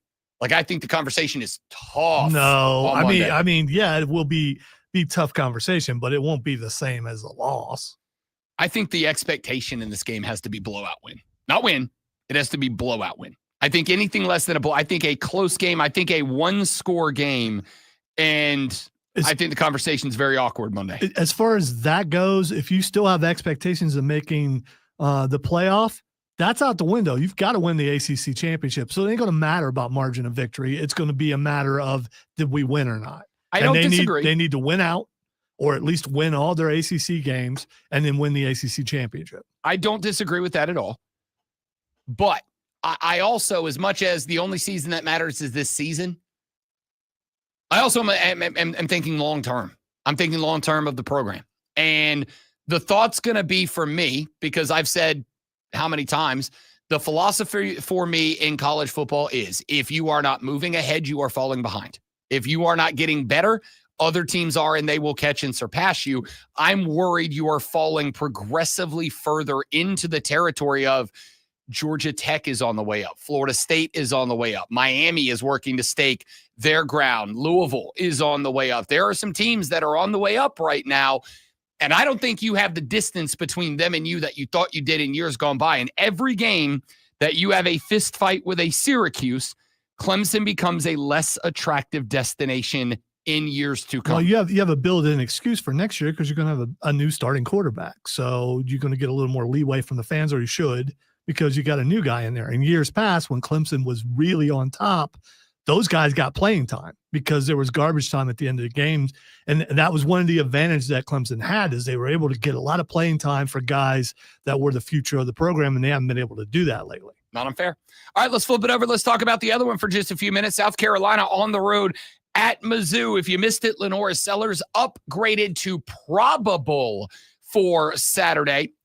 However, even with that announcement, Missouri still favored by 9.5. You credit them for the 3 you get by playing at the Crib. Vegas saying they believe the Missouri Tigers are a touchdown better than the South Carolina Gamecocks. Mizzou so far in the season 3-0, wins over Central Arkansas. They do have a rock chalk Jayhawk win over Kansas and knocked off the Louisiana Ragin' Cajuns. They put up 61, 42, and 54 in 3 games so far. This is their Southeastern Conference debut as well. The Gamecocks on the road, dogs by 9.5. So I'll go first on this one. I don't know what to pick. And I'll tell you why. I can pick with what I would like to see happen, which is the Gamecocks come out, they show some fight. I would probably pick Mizzou with the win, but South Carolina with the cover. This Missouri team is I thought this was going to be a step back year for Mizzou. They are putting points on the board like you would expect a good team to. I would like to see South Carolina come out, be angry about last week, put up a fight, show that there's a little dog in them. On the flip side, all I can go with is what I've seen on tape. I saw in week 1, South Carolina struggle to really get going against a Virginia Tech team that would 2 weeks later lose to Old Dominion.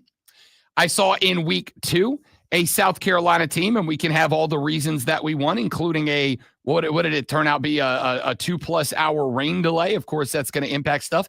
Took a while in a special team spark to get going against SC State. And I saw a team last week that when LaNorris Sellers went down, lost the grit, the mojo, the moxie of that team. The problem with wanting to see South Carolina come out and put some heart on the field and just punch and punch and punch and keep themselves alive, great one, is that we've really seen that just a little bit at the end of the Virginia Tech game. In the second half of a game against SC State, and then we saw it go all the way the opposite direction this past weekend against Vanderbilt. Unfortunately, on tape, I haven't seen enough to believe that what we've seen is good enough to beat Mizzou. Give me the Tigers and a cover of -9.5. I hope I'm wrong. Give me the Tigers to cover. So you're picking South Carolina to lose and lose by 10 or more. Oh, okay. Yeah. I'm picking them to lose by 10 or more. I don't like it. It makes me uncomfortable.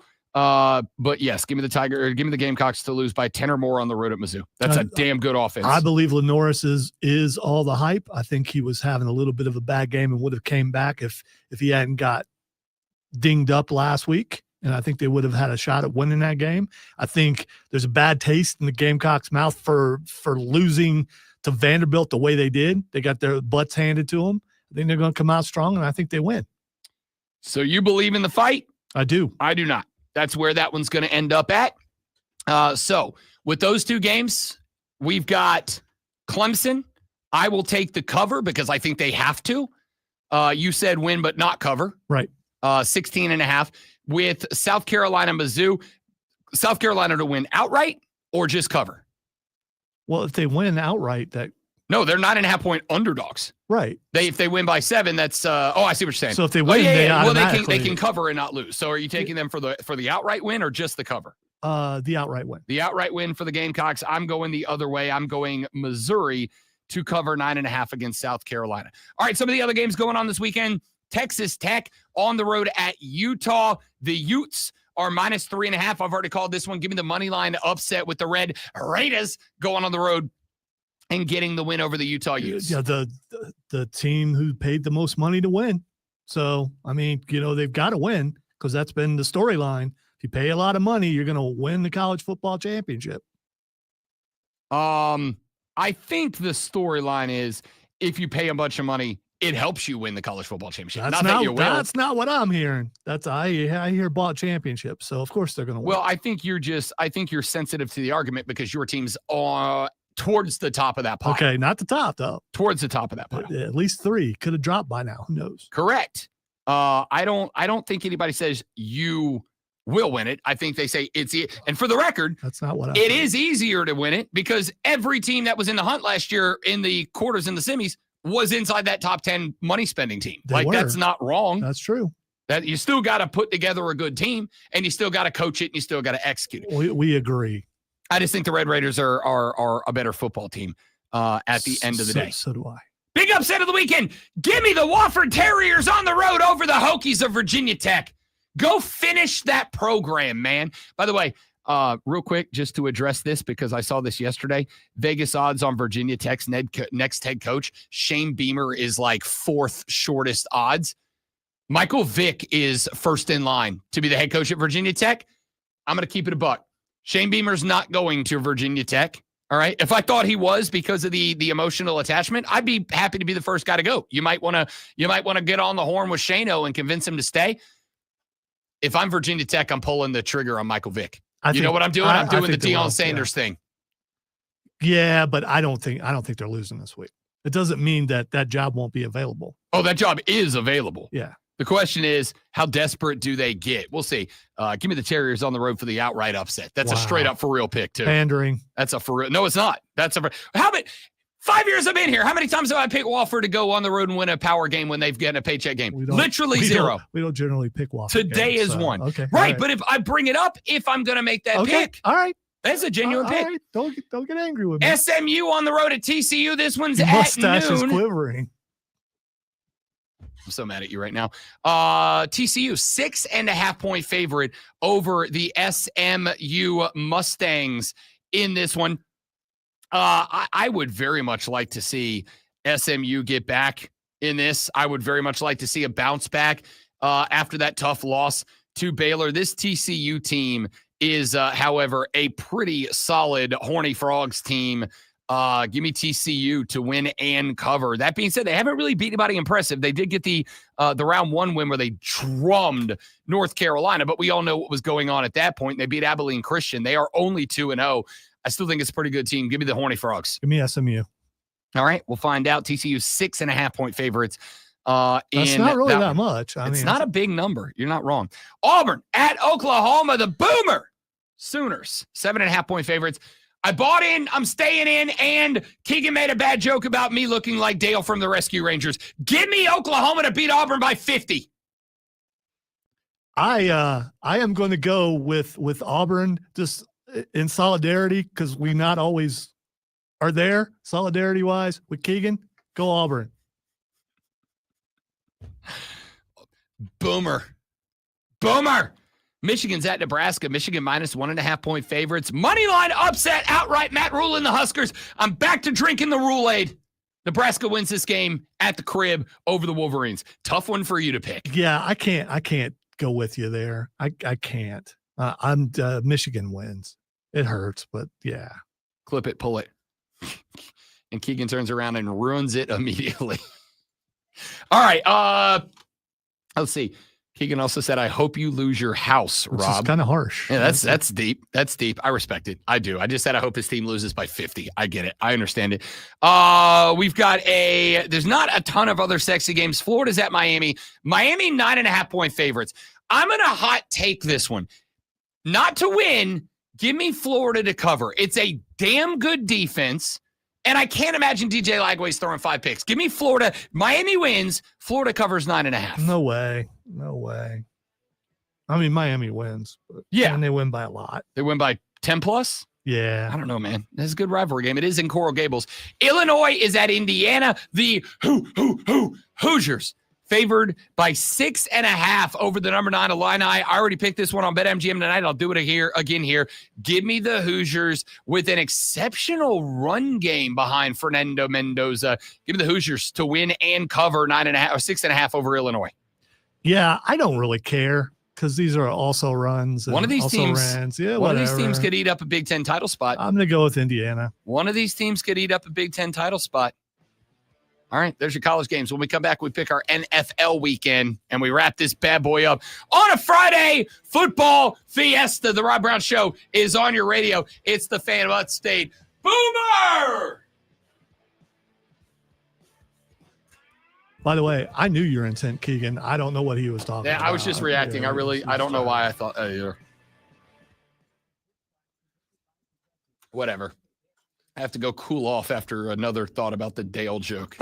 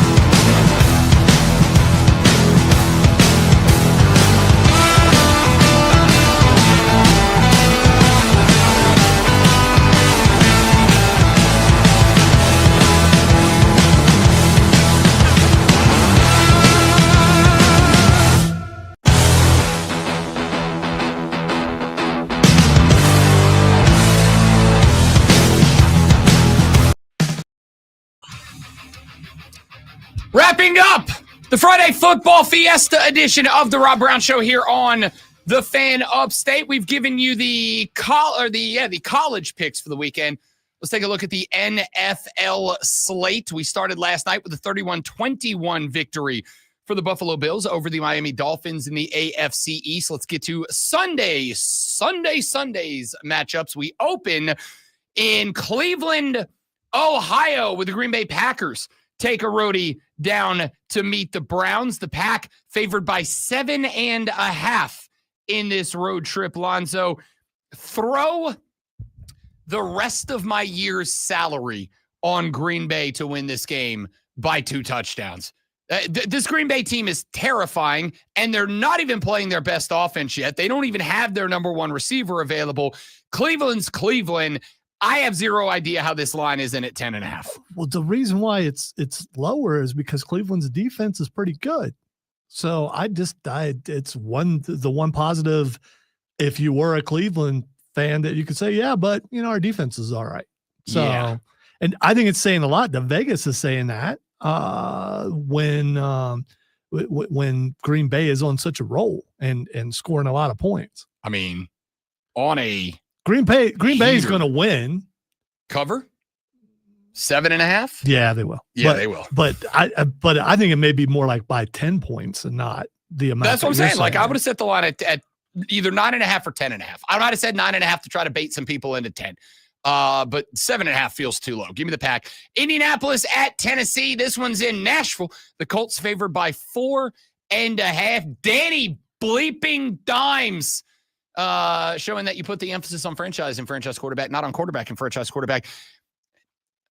Calling the hot shot. Give me the Titans in an upset. I think they're close. I think they're a couple of good pops away. Cam Ward gets dub 1 over Danny Dimes this weekend. Gotta go with Danny. Go with Danny. I respect it. I'm not gonna hate on that. Absolutely not. They are favored. Every time he wins, it makes me look good for saying he was going to do well. So I mean, yeah. But I think they're going to win. No, Joey B. I'm going to go with big problems. What a quarterback matchup we got, ladies and gentlemen. It's the Cincinnati Bengals heading to Minnesota to take on the Vikings. Carson Wentz and Jake Browning getting after it in this one. Minnesota favored at the crib by 2.5. Give me the win. Give me the cover. At the end of the day, if I got Jordan Jefferson down there, I could play quarterback and put up 21 points. Well, you've got 2 experienced quarterbacks playing. I know you're like Browning.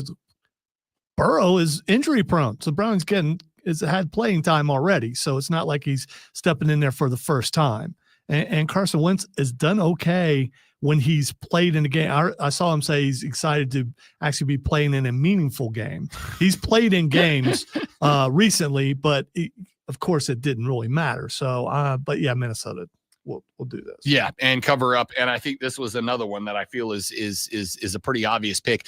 Pittsburgh at New England in Foxborough. The Steelers favored by 1.5 points. I like New England. I like the direction they're going. Pittsburgh wins this game and covers. Yeah, especially after that loss last week. These numbers feel like oddly off. Like we have really the only game so far that I'm like, I don't really know about that number is maybe Indy 4.5, but like all these numbers feel like they're low. Not right. Yeah, they're low. Yeah. But yeah. Maybe we've got a weird weekend incoming. Rams at the Eagles. Philly favored by 3.5. This will be a closer game than anybody thinks. I don't know what to do with the number. I will say Philly wins at the crib at the link. But I very much think this could be a field goal game. I don't have enough confidence to make a spread pick on this one. I'm going to go Rams in the upset here because of official scrutiny. You know what? I maybe don't hate that. Maybe they over officiate the tush push, like every tush push, because any false start on a tush push kills the tush push. Whenever there's a point of emphasis, which there is. Yeah, they hammer it that first week. They absolutely do. You're absolutely right. You know what? That might be a good call. Great one. That might be a good call. All right, let's go to Tampa Bay, where the Buccaneers are hosting the New York Football Jets. It looks like Justin Fields going to be out with a concussion in this one, but the line is at 6.5. You need the full touchdown win. And the way Baker Mayfield's playing, I'm good with that. Give me the Bucs to cover at the crib. What are you doing, man? Why do you say his name that way? Sorry. Baker! Mayfield is playing right now. Give me the Bucks at the crib, 6.5 to cover up. Yeah, I'm right there with you. Las Vegas is at Washington. We are still up in the air about Jaden Daniels. The Commanders favored by 3.5. Look, if you think Jaden Daniels plays, take the 3.5. They'll win it. If you don't think he plays, take the Raiders and the points at 3.5.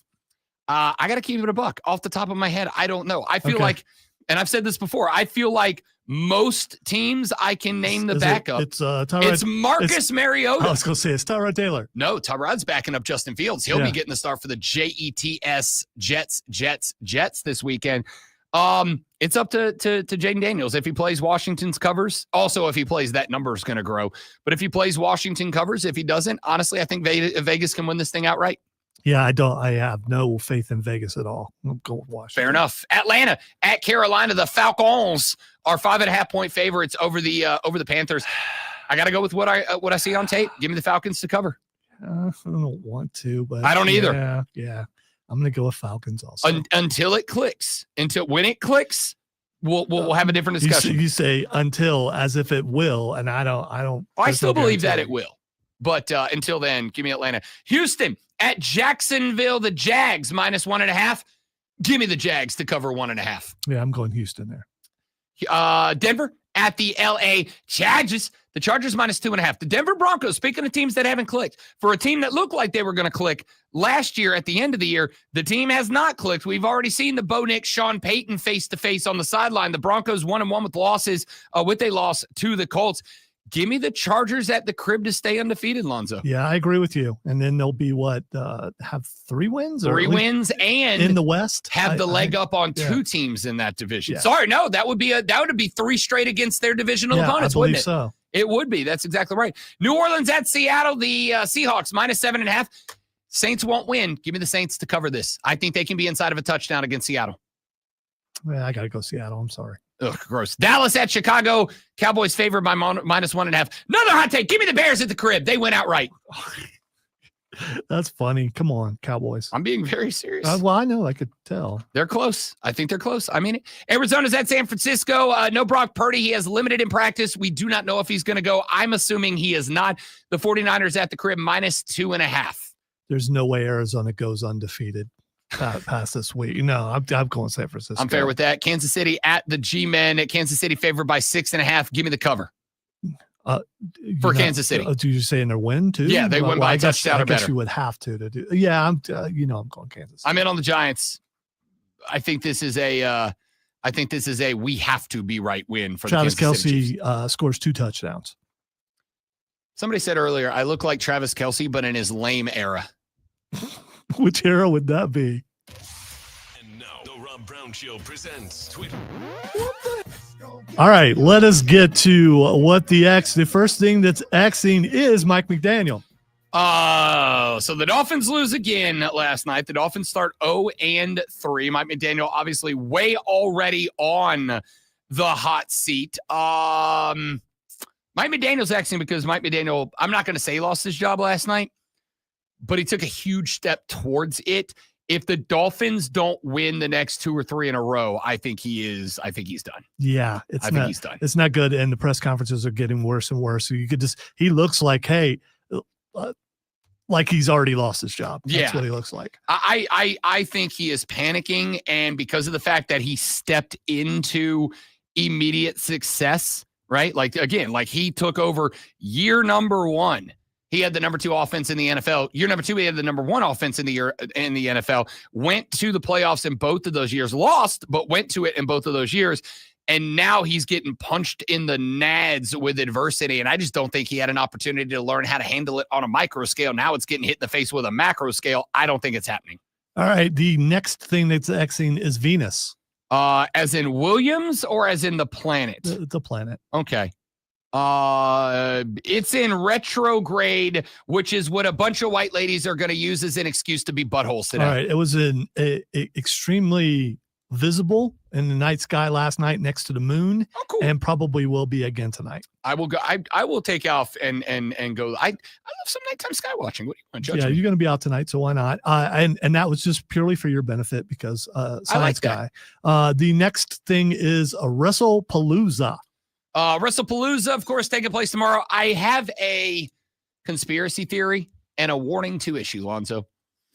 Two things are happening right now. Number one of the matches at WrestlePalooza is being sponsored by a pseudoscience bullcrap EMF blocking thing. Guys, there's cameras and radios in the ring with you. No, you're not. Stop with the pseudoscience bullcrap. I don't care how much they're paying you.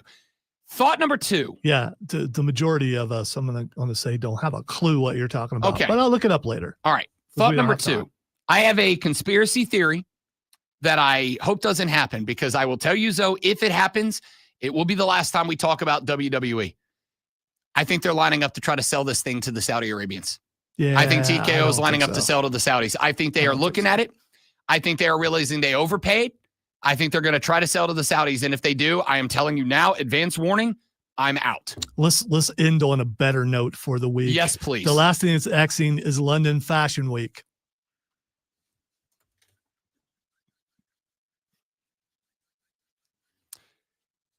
Screw you guys. I look cool. I'm just going to go walk around downtown Greenville and farm aura today. That's what we're doing. All right. Do I look like Dollar General Magnum PI? You're damn right I do. Am I nailing it anyway? You're damn right I am. Have a great football weekend, everybody. We'll see you back Monday to break it all down. Thanks for being here. If you don't like the show, it's your fault. We'll try again on Monday. That's Lonzo. I'm Rob. Don't drink and drive. I'll punch you in the face. See you back here next week on the Rob Brown Show in the Fan Upstate. Later.